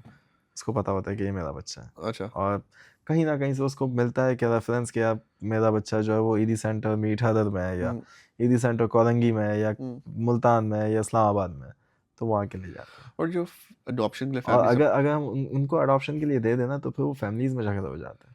जी करेक्ट। तो ये और अब ये एक जो issue है। अडॉप्शन का जो वेटिंग प्रोसेस होता है फैमिलीज का, वो क्या होता है? लाइक अगर आप ऊपर ऊपर उसमें से उसमें बता एक दें। क्राइटेरिया है कि शादी को जो है वो 7-8 साल हो चुके हों, या पता नहीं 8-10 साल हो चुके हों, और जो है आपका बच्चा औलाद नहीं होनी चाहिए आपकी। बहुत ही कम ऐसे केसेस हैं जिनको हमने बच्चे दिए हैं जिनके बच्चे थे, बहुत ही कम केसेस हैं। और मेडिकल रीज़न होना चाहिए कि आपके बच्चे हो नहीं सकते, या कोई इशू है या कोई मसला है। और जो है इसके अलावा बैकग्राउंड चेक होता है कि फैमिली क्या करती है, क्या नहीं करती, कमाते क्या हैं, ताकि बच्चे को एक सिक्योर फ्यूचर मिले। फ्यूचर मिले। और पेरेंट्स की कोई रिक्वायरमेंट होती है कि यार मुझे इस तरह का बच्चा चाहिए, या बेटा चाहिए, बेटी चाहिए? बहुत सारे लोगों की रिक्वायरमेंट्स होती है। और सबसे टॉप रिक्वायरमेंट यूजुअली लोगों की क्या होती है? बेटा जेंडर होता है, चाहिए, जेंडर। बेटा चाहिए। और आप लोग, अभी नहीं तो ऑब्वियसली किसी की चॉइस है, बट लेकिन हम लोग लोग जो होते हैं जो है, बेटी भी मम्मी की, यार हाँ हमारे बिल्कुल यहाँ तो पता है बिल्कुल कि बेटियां अल्लाह की रहमत है। बिल्कुल, जी। बहुत सारे लोग होते हैं जो बेटी मांगते हैं। अभी और रिसेंट, सॉरी मैं आपको सॉरी साद मैं आपको जी थोड़ा जी इंटरप्ट जी कर रहा हूँ जी, कि आपकी बेटी है, मेरी ठीक बेटी है? है जी। मेरी अभी बेटी हुई है थोड़े टाइम पहले। I think it's the best thing in the world. मतलब अब मुझे कोई एतराज़ ही नहीं है, मतलब मेरी बेटी है, अच्छी बात है यार, इसमें कोई शर्म की बात ही नहीं है, वो रहमत है बल्कि अल्लाह की मैं तो तरफ चाहता से। हूँ और हो कि यार और मतलब जब वो पैदा हो रही थी तो बहुत सारी कॉम्प्लिकेशंस भी थी, जी। तो मैं तो रो रहा था उस वक्त। मैं हाँ इवन के ऑपरेशन थिएटर के अंदर भी नहीं गया था, क्योंकि मुझसे ये चीज़ें नहीं देखी जाती। करेक्ट। नहीं मेरा तो आपको थोड़ा बताऊँ कि वो जो नहीं होता कि जब जेंडर रिवील का एक टाइम आता है, मेरा तो ये था ना, मुझे बेटी ही चाहिए। एक था कि बस पता नहीं क्यों। और मैं ये सोचता हूँ जब मैं ये कहानियाँ सुनता हूँ कि यार क्यों कल्चरली लोगों को दिमाग में होता है कि बेटियां बोझ इसलिए होती हैं बिकॉज़ उनकी शादियाँ करानी होती हैं, या वो कमा के नहीं देंगी मेरी जनरेशन आगे। मतलब लोग आई नहीं थिंक हम लोग यार, कल्चरली भी इतना टाइड अप हो गए हैं कि लोग बस डर के मारे ही चीज़ें कर देते हैं कि यार मेरे बड़े क्या कहेंगे, मेरे ये क्या नहीं कहेंगे। नहीं नहीं नहीं नहीं नहीं, बेटियां या बेटे कोई फ़र्क नहीं होता। एग्ज़ैक्टली 100% इवन कि बेटियां ज़्यादातर जो है ना फैमिलीज़ को जोड़ के रखती हैं। एब्सोल्युटली। काश लोग ये मैं तो बोलता हूँ समझ जाएँ। अच्छा अब Saad I think we have exceeded the 1 hour mark, और पता नहीं चला। I think I still have so much to talk. I will just quickly wrap this up. आप ये बताएँ कि आपको आपके दादा ने या दादी ने कोई एक एडवाइस दी हो बचपन में जो आपको याद हो कि यार आप अभी तक भूले ना हो? अच्छा, ईदी साहब जो है वो, म, मैं बहुत छोटा था ना जब उनका इंतकाल हुआ। जी। मैं 14 साल का था 2016 में। तो ईदी साहब के साथ ट्रैवलिंग मैंने बहुत ट्रैवलिंग की पाकिस्तान में, पाकिस्तान से बाहर। तो वो कहीं भी जाते थे मुझे लेके जाते थे ना। अक्सर औकात ऐसा हुआ है कि मैं उनके साथ गया हूँ। मेरी स्कूल भी होती थी, वो छुट्टी करवाते थे और लेके जाते अच्छा थे ओके। मुझे। तो बेसिकली कभी मैं, उन्होंने हमेशा बोला है कि मदद करो, ठीक है, लेकिन वो, अच्छा, बहुत सारे चैरिटी इवेंट्स होते थे, बहुत सारे इवन के क्रिश्चियंस के और हिंदूज़ के इवेंट होते थे कराची के अंदर, तो ईदी साहब को इनवाइट किया जाता था। तो वहाँ पे चंदा, हर कोई भी जमात अगर कोई इवेंट करती है तो वहाँ पे चंदा लेते हैं ना। इवन के मस्जिद में भी बैठे हों तो मस्जिद में भी लोग बोलते हैं कि चंदा दे दो, जुम्मे की नमाज है तो हमें ये हिस्सा बनाना है। तो ईदी साहब की हमेशा आदत थी कि वो करते ये थे कि अगर कोई, अच्छा, उनके पास एक बैग होता था, पुराना फटा हुआ बैग होता था, लेकिन उसमें पैसे बहुत होते थे, ओके। ठीक है। ईदी साहब ट्रैवल भी करते थे ना पाकिस्तान से बाहर, तो 50-50 हज़ार डॉलर लेके ट्रैवल कर रहे होते थे। पापा इस पैसे ट्रैवल नहीं करते थे उनके साथ, पापा को डर लगता था कि कोई एयरपोर्ट में पकड़ लेगा हमें। तो अलाउड होता था सब ले जाना? अच्छा, अलाउड नहीं होता था, लेकिन ईदी साहब कहीं इमरजेंसी में जा रहे हो तो वो नहीं सोचते नहीं थे, वो नहीं सोचते डरते थे। थे। हाँ और कई दफ़ा ऐसा हुआ पकड़े गए, लेकिन फिर छोड़ देते थे, पाकिस्तानी एम्बेसडर आ जाता था खुद, हाँ तो सारी चीज़ें सेटल डाउन ठीक हो है। जाती थी। तो ईदी साहब के बैग जो होता था ना वो मेरे कंधे पे होता था, ईदी साहब मुझे दे देते थे, हाँ और उनका हाथ, इतनी बड़ी रिस्पॉन्सिबिलिटी साथ में। वो हाँ, अच्छा, मुझे तो मैं तो आदत ही नहीं थी मेरी जी। खोलने की, कुछ करने की, हाँ बस मैंने पहना होता था और ईदी साहब के साथ चल रहा होता था मैं। तो वो जब भी कोई ऐसा इवेंट हो, कुछ हो, तो वो ऐसा बोलते थे कि साद इसमें से पैसे निकाल और उनको जाके दे आ। तो वो हमेशा उन्होंने ये किया है ना, हमेशा कुछ न, जब भी मैं मौजूद होता था ना साथ, किसी न किसी की मदद करवाई है मेरे हाथ से। तो वो एक ये मुझे ऐसा लगता है कि मेरी मेरी तरबियत का एक हिस्सा था। मुझे वो एक सीख देना चाहते थे, बोलने से ज़्यादा इफ़ेक्टिव जो है वो ये करना चाहते थे, तो वो है मेरी आदत, मैं बेसिकली किसी ना किसी की मदद करना। मैं तो ये भी सुना था कि एदी फाउंडेशन की किसी ऑफिस में चोरी भी हुई है कराची में। मीठा दो में भी थी, ईदी अच्छा। साहब जिंदा थे, ईदी साहब सो रहे थे, सुबह सुबह हुई थी चोरी, सुबह तकरीबन कोई और वो थे उधर। इतवार का दिन था, मौजूद थे। हाँ। दादी, इत्तेफाक ये हुआ कि दादी माँ जो है वो चली गई थी, और उस वक्त अलमारी की चाबी जो थी वो दादी माँ के पास थी, ठीक है। और दादी माँ उसी वक्त जो है वो क्लिफ्टन सेंटर गई थी विजिट करने के लिए, फॉरम के सामने जो है। तो वो आए, अच्छा उस वक्त ईदी साहब की तबीयत सही नहीं थी ना, ईदी साहब जो है वो तबीयत सही थी, नॉर्मल थे, लेकिन भूल जाते थे चीज़ें, और जो है वो कभी कभार जो है वो ऐसे ही कुछ चीज़ें बोल देते थे ना। तो बेसिकली वो आए, कोई 5 6 7 लोग थे, वो आए, उन्होंने जो है ईदी साहब से पूछा कि अलमारी की चाबी कहाँ है, ये सब लोग मुझे नहीं पता, वो फिर सो गए। ठीक है। तो अच्छा, सो गए ईदी साहब। कि वो तो डरते नहीं थे। हाँ, वो डरते नहीं थे, और हाँ। उस वक्त एज का वो हिस्सा था कि उनको कोई फर्क नहीं पड़ता मतलब था। हाँ पता नहीं था कुछ इतना खास ना। तो वो सो गए ईदी साहब। अच्छा, इत्तेफाक ये हुआ कि उस रात, उस दिन जो है ना सैटरडे नाइट थी, और मुझे पापा ने बोला था कि ईदी साहब के पास जाके सो जाना। मैंने ठीक है। अक्सर वक़्त मैं वहाँ पे सोता था ना मीठा दर में, जब ईदी साहब की तबीयत ठीक नहीं होती थी, तो कभी कभार ठीक होती थी ना, तो मैं कभी कज़न के घर चला गया, तो उस दिन इत्तेफाक ये हुआ मैं अपने कज़न के घर रुक गया, ठीक है। वरना मैं भी मौजूद होता वहाँ ओके। पे। तो उन्होंने बोला कि जो है वो चाबी वाबी नहीं थी, इन्होंने बहरहाल जो है अलमारियाँ तोड़ी निकाली, उसमें ईदी साहब के अवार्ड थे वो चोरी करके ले गए, अवार्ड भी ले गए, उनको अवार्ड लगा होगा सोने ये के भी अवार्ड सोने थे, के। वो चोरी करके ले गए। उसके अलावा जो है वो कैश था, अच्छा हमारे पास बहुत सारे लोग ऐसे होते हैं जो अमानतन अपना सोना देते हैं, जैसे कि शेल्टर होम में दाखिल होने के लिए आया ना, उनके पास पैसे हैं या कुछ हैं, बच्चे ने निकाल दिया, बहुत सारे हाँ, ऐसे केसेस तो हैं, वो बच्चों अपने ने निकाला है, हाँ। तो वो अपनी चीज़ें अमानतन रखवाते हैं। बहुत सारी चीज़ें वो थी, और फिर कुछ चीज़ें सोने की हम भी बनवाते हैं, जब बच्चे की शादी करते हैं, बच्चे की शादी करते हैं उनको देते हैं तोहफे में, तो वो सारी चीज़ें ले गए, कैश ले गए, बहुत सारा कैश ले गए, और आज तक जो है वो कभी मिला वापस वो कुछ? उसमें से 2.5 3 3 3 साढ़े 3 करोड़ रुपए वापस मिले हमें। और टोटल लेके कितने कहते हैं 16 एस्टिमेटेड? करोड़ 14 करोड़ या 16 करोड़ कुछ ये और अमाउंट 3 मिले वापस, ये 3 कैसे हो सकता है कि बाकी कहाँ गए? बाकी कुछ पता नहीं कहाँ गए, कहाँ गए, बट लेकिन अच्छा वो जो जो आई थिंक अल्लाह ने फिर जो और दे दिया फाउंडेशन हाँ और वो तो डोनेशंस। हाँ। है, लोग पाकिस्तानी लोग जो है वो भरोसा करते हैं हम पे, और पाकिस्तानी कौम में ये एक बहुत अच्छी आदत है देने वाली, और ये सिस्टम हमारा चल रहा है, कोई इशू नहीं है। हमारा आज बजट जो है वो सालाना 2 अरब रुपये बजट है हमारा, जो हमारा खर्चा होता है, एक्सपेंसेस हैं जो हमारे सारे। और आप लोगों की फॉर ट्रांसपेरेंसी रिपोर्ट्स पब्लिश होती हैं कि हम लोग इतना खर्चा यहाँ कर रहे पाकिस्तान हैं? देखिए, आप अगर रजिस्टर्ड एनजीओ है ना, चैरिटी है, वो चाहे आप पाकिस्तान में हो, चाहे यूएस में हो, चाहे यूके में, हम लोग तीनों जगह रजिस्टर्ड हैं, और तीनों जगह जो है कानून है कि अगर आप जो है वो पब्लिश नहीं करोगे या ऑडिट नहीं कराओगे, तो फिर आपके पास जो है वो इश्यूज होंगे आपके तो आप लोग प्रॉपर ऑडिट करवाते हैं? ऑडिट होता है, ऑडिट हर जगह होता है, ठीक है। तीनों जगह होता है।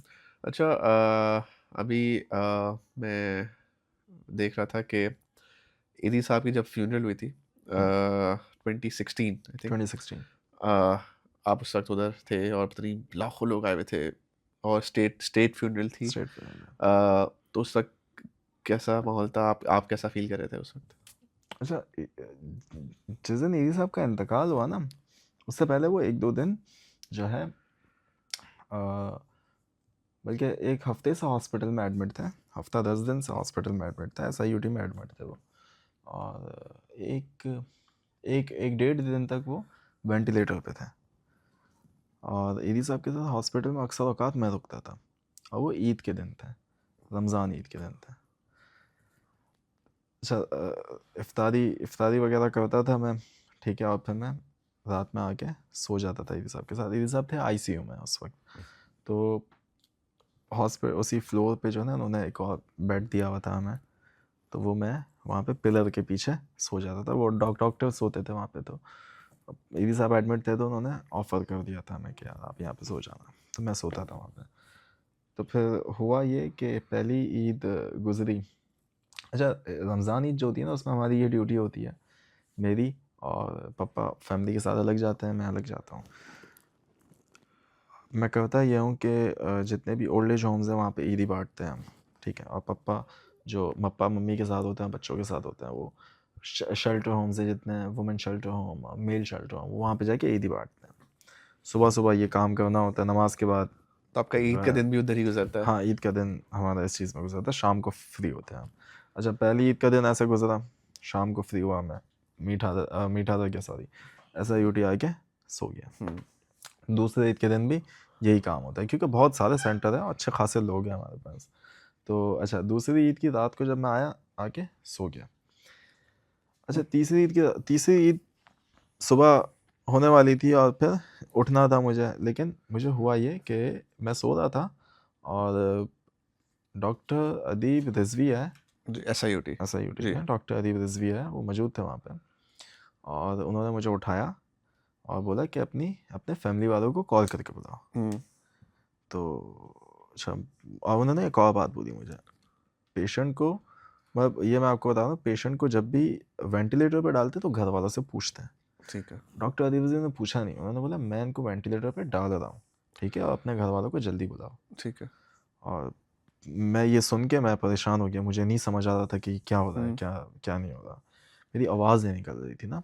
तो मैंने जो है वो पप्पा को कॉल की और मीठा तो कॉल करके बता दिया ना।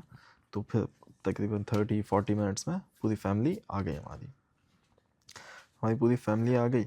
अच्छा, उनकी तबीयत ठीक थी, सही थी, वेंटिलेटर पे इम्प्रूवमेंट हो रही थी और चीज़ें बेहतर थी। दादी माँ आ गई थी, दादी माँ रो भी रही थी, सब रो रहे थे, किसी को कुछ समझ नहीं आ रहा था क्या हो रहा है उस वक्त। वो ऐसा ऐसा माहौल था कि उस वक्त क्या हो रहा है कुछ कुछ पता ही नहीं था।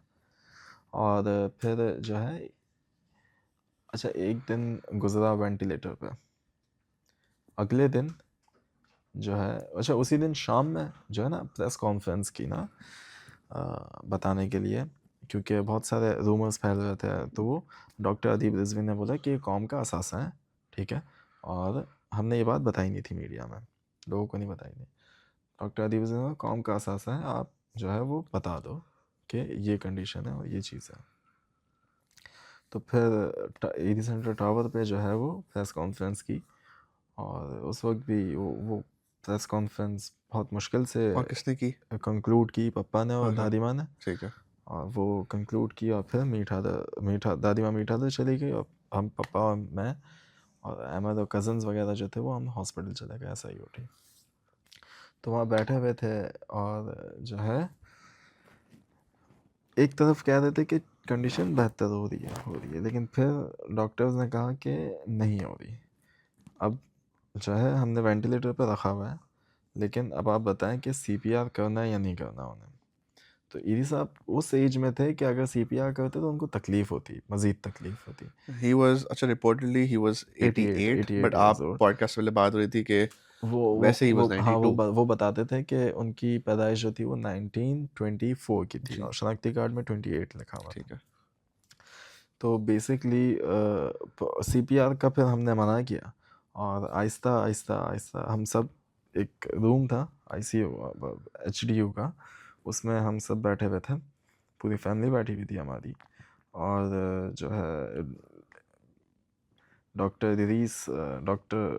अदीब रिजवी भी थे, और आहिस्ता आहिस्ता करके उनके जितने भी लाइंस थी, वो उनका ग्राफ जो था वो नीचे जा रहा था। तो वो हम लोग बैठे हुए थे, हम देख रहे थे सारी चीज़ें, और आहिस्ता आहिस्ता करके उनका दिल बंद हुआ, और जो है उसके बाद 15-20 दिन तक क्या हुआ कुछ कुछ पता नहीं है, कुछ याद नहीं है। 15-20 दिन तक जो है मीठा दर में ही थे हम लोग, पूरा माहौल ऐसा था, हर कोई आ रहा था, जा रहा था, कुछ नहीं पता चल रहा था कि क्या हो रहा है। लेकिन जो है वो 15-20 दिन ऐसे हैं जो कि मुझे याद नहीं है, मुझे याद ही नहीं है कि क्या हो रहा था। और सर आई थिंक तकरीबन आप 16 साल के होंगे? मैं 14 साल का, 14 साल के 2016 में, 14 साल का 2016। था। ठीक है। और और जब वो फ्यूनरल हुई तो आपको वो महसूस हुआ कि यार मेरे दादा ने बहुत अच्छा काम किया है कि लोग आए हैं यहाँ पर? हाँ, अच्छा, उसमें एक और मसला भी था कि बाद में रियलाइज़ भी चीज़ें, उस वक्त तो कुछ कुछ नहीं समझ आ रहा था, उस वक्त कुछ नहीं पता था। बहुत सारे लोग ऐसे थे जो जनाजे के लिए आए लेकिन अंदर नहीं आ पाए, क्योंकि सिक्योरिटी वो सिचुएशन सिक्योरिटी के रीज़न लोग था। बड़े-बड़े लोग आए थे उसमें? वो शनाख्ती कार्ड चाहिए था ओरिजिनल और सारी चीज़ें चाहिए थी क्योंकि वो एक प्रोटोकॉल होता है स्टेट फ्यूनरल का। स्टेट फ्यूनरल का। लेकिन जो है ये सारी चीज़ें हुई और बिल्कुल बिल्कुल कुछ याद ही नहीं है मुझे कि अगले 14-15 दिन क्या हुआ है हमारे साथ। अच्छा, इवन के ईदी साहब के इंतकाल के बाद ईदी साहब के इंटरव्यूज़ थे बहुत सारे, यूट्यूब पे थे, बहुत सारी जो है वो सोशल मीडिया पे मौजूद थे। तो कोई 3 साल तक ऐसा हुआ है मेरे साथ कि मैं उनकी आवाज़ नहीं सुन सकता था। मैं अगर कोई अचानक से फ़ीड पे या कहीं पे वीडियो आ जाए या कोई चला दे मेरे साथ बैठा हुआ हो या कोई ईदी साहब की आवाज़ में सुन लूँ ना, तो मेरे आँसू गिरते थे। मैं उठ के चला जाता था वहाँ से। Because you are so close to your grandfather. बहुत मतलब 3 साल तक मैं बर्दाश्त नहीं कर सकता था उनकी आवाज़ को। मतलब मुझे नहीं होता था कि यार ये क्या हो रहा है। बट आपको ये भी फ़ील होता है कि मेरे दादा ने अपना नाम मुझे दिया है, हाँ। तो अब आप पे एक रिस्पॉन्सिबिलिटी आती है कि यार मैं ये लेगेसी कैरी फॉरवर्ड करूँ। मैंने मुझे ऐसा लगता है कि मेरे पास कोई मतलब मैं चाहता ही नहीं हूँ कि मेरे पास कोई दूसरा ऑप्शन हो। मैं खुद ही नहीं चाहता। मैं यही काम करना है बस हाँ, मुझे। मतलब मैंने बचपन से ही ये चीज़ें देखी और ऐसा माहौल मिला मुझे और मुझे फ़ील्ड में अगर मैं नहीं होता ना तो मुझे दर्द होता है। मुझे तकलीफ़ होती है कि यार मैं क्यों नहीं पहुँचा? मैं क्यों नहीं हूँ? क्या मसला हुआ है यार कि मैं पाकिस्तान में नहीं हूँ अभी? या तो मुझे बहुत दुःख होता है इस बात का। तो मतलब खुशी मिलती है मुझे फ़ील्ड में काम करने से। मैं बहुत सारे दोस्त हैं मेरे जो यूनिवर्सिटी में बने हैं, बहुत सारी जगहों पे बने हैं, वो खून देख के डर जाते थे, बेहोश हो जाते थे। आपने तो डेड बॉडीज उठाई हैं मैंने बच्चों की, मैंने बड़ों की। उनसे जो है उनसे मैंने जली हुई डेड बॉडीज़ उठवाई हैं। ठीक है, तो ताकि उनमें भी मतलब वो आए, हाँ, हिम्मत आए, ब्रेव और आए कि वो करें। अच्छा वो पहले जो है वो शुरू में एक बहुत ही प्रोपेगेंडा है ईदी के खिलाफ। वो देखते थे कि यार पता नहीं क्या है क्या नहीं है, लेकिन जब उन्होंने क्लोज़ली काम किया तो वो आज ऐसे हैं कि वो कहीं भी बैठे हों तो मुझे डिफेंड करेंगे। आपको क्योंकि उन्होंने खुद देखा है। जी, आपको लगता है कि आपके दादा की डेथ के बाद आपकी दादी की हेल्थ रिग्रेस की है? अच्छा, मैं आपको एक वाक़या सुनाता हूँ। ईदी साहब जो ना अक्सर औक़ात ऐसा होता था कि ईदी साहब की एज बड़ी थी और डायलिसिस चल रहा था काफ़ी टाइम से। तो वो रिफ्यूज़ कर देते थे खाना कभी-कभार ना और कई-कई दिन तक नहीं खाते थे। तो एक दफ़ा ऐसा हुआ कि अच्छा पावर कपल की आपने बात की जी। ना, एक दफ़ा ऐसा हुआ कि अच्छा ईदी साहब बेहोशी में चले गए थे ना, तबीयत ख़राब हो गई थी और अनकॉन्शियस हो गए थे। डायलिसिस भी हुआ, फिर आईसीयू में रखा हुआ था या एचडीयू में रखा हुआ था ईदी साहब को। रिपोर्ट्स सारी देखी, क्लियर थी, चीज़ें बेहतर हो रही थी, लेकिन होश में नहीं आ रहे थे। दादी माँ बैठी हुई थी ईदी साहब के साथ। दादी माँ ने आवाज़ दी और वो उठ गए। Power couple. वो उठ गए। हाँ। दादी माँ और दादाऊ ने बहुत काम किया मिलके। हाँ। दादाऊ मतलब मोहब्बत, उनसियत, प्यार इतना था। उन्होंने अच्छा वो पापा को कहते भी थे कि मुझे छोड़ दो, मुझे जाने दो, अब मेरा टाइम पूरा हो गया है। लेकिन हम ज़बरदस्ती इलाज कराना है, रखना है, हाँ। एक साया है हमारे सर पे। या और वो मुझे अब तक याद है कि यार दादाऊ ने खाना रिफ्यूज़ कर दिया था और बेहोशी थे। दादी माँ खाना लेकर आई, उठ गए वो। उठ गए। खाना खाया उन्होंने। और आपकी दादी की हेल्थ कैसी थी आफ्टर अच्छा आफ्टर दादा's अच्छा ईदी demise? साहब के इंतकाल के बाद जो ना वो बहुत चीज़ें थम गई थी, सब कमज़ोर हो गए थे। जो है वो सब ठहर गए थे, लेकिन सर्विसेज़ हमारी बंद नहीं हुई। सर्विसेज़ हमारी बंद नहीं हुई, चलती रहीं। लेकिन हम थोड़ा-सा फैमिली जो थी वो थोड़ा-सा बैठ गई थी, ठंडी हो गई थी। हाँ। उसके बाद जो है चीज़ें बेहतर होना शुरू हुई।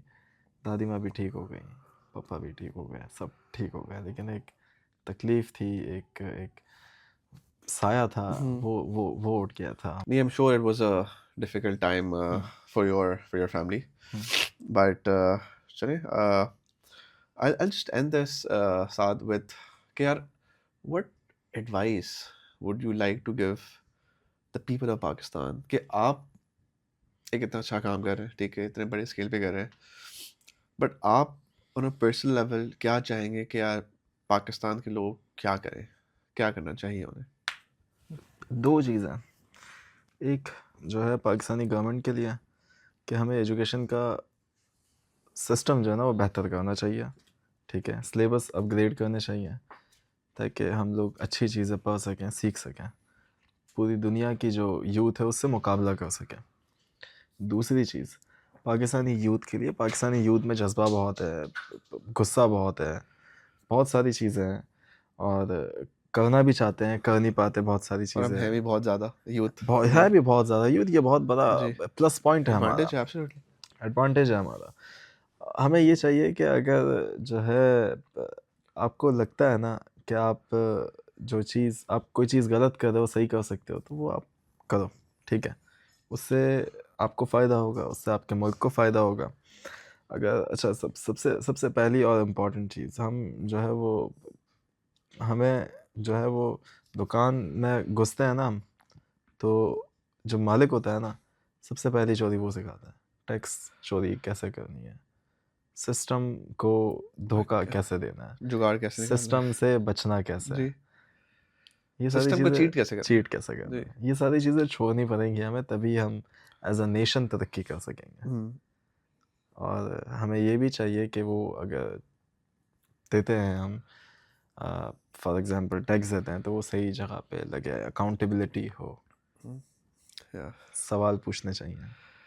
amazing thank you so much Saad I think it was the most heartfelt episode एक तो फर्स्टली मैंने आपसे सीखा बहुत सेकेंडली जो आप काम कर रहे हैं उससे और आप हम उम्र हैं बट मैं देखता हूँ कि जो आप काम कर रहे हैं लाइक इट जस्ट इनक्रेडिबल और आई रियली होप कि अल्लाह ताला मुझे भी तौफीक दे कि और मैं इंसानियत के लिए काम कर सकूँ मैं और अगर मैं फिज़िकली ना भी करूँ तो मैं फाइनेंशियली ज़कात ज़दका सदका लोगों को हेल्प करूँ वॉलंटियर करूँ एंड सिमिलरली पाकिस्तान के अवाम को तौफीक दे कि हम बढ़ चढ़ कर लोगों की मदद करें और मोस्ट इम्पॉर्टेंटली हम इंसानियत की मदद करें रादर दैन कि हम बेशक स्पेसिफिक लोगों की मदद करें बेशक। So thank you so much Saad Thank and for the audience अगर आप लोगों को ये एपिसोड पसंद आया तो प्लीज़ कमेंट्स में ज़रूर बताइएगा अगर आपके पास कोई सवाल हैं साथ के लिए तो कमेंट्स में ज़रूर कीजिएगा and please subscribe and stay tuned for the next episode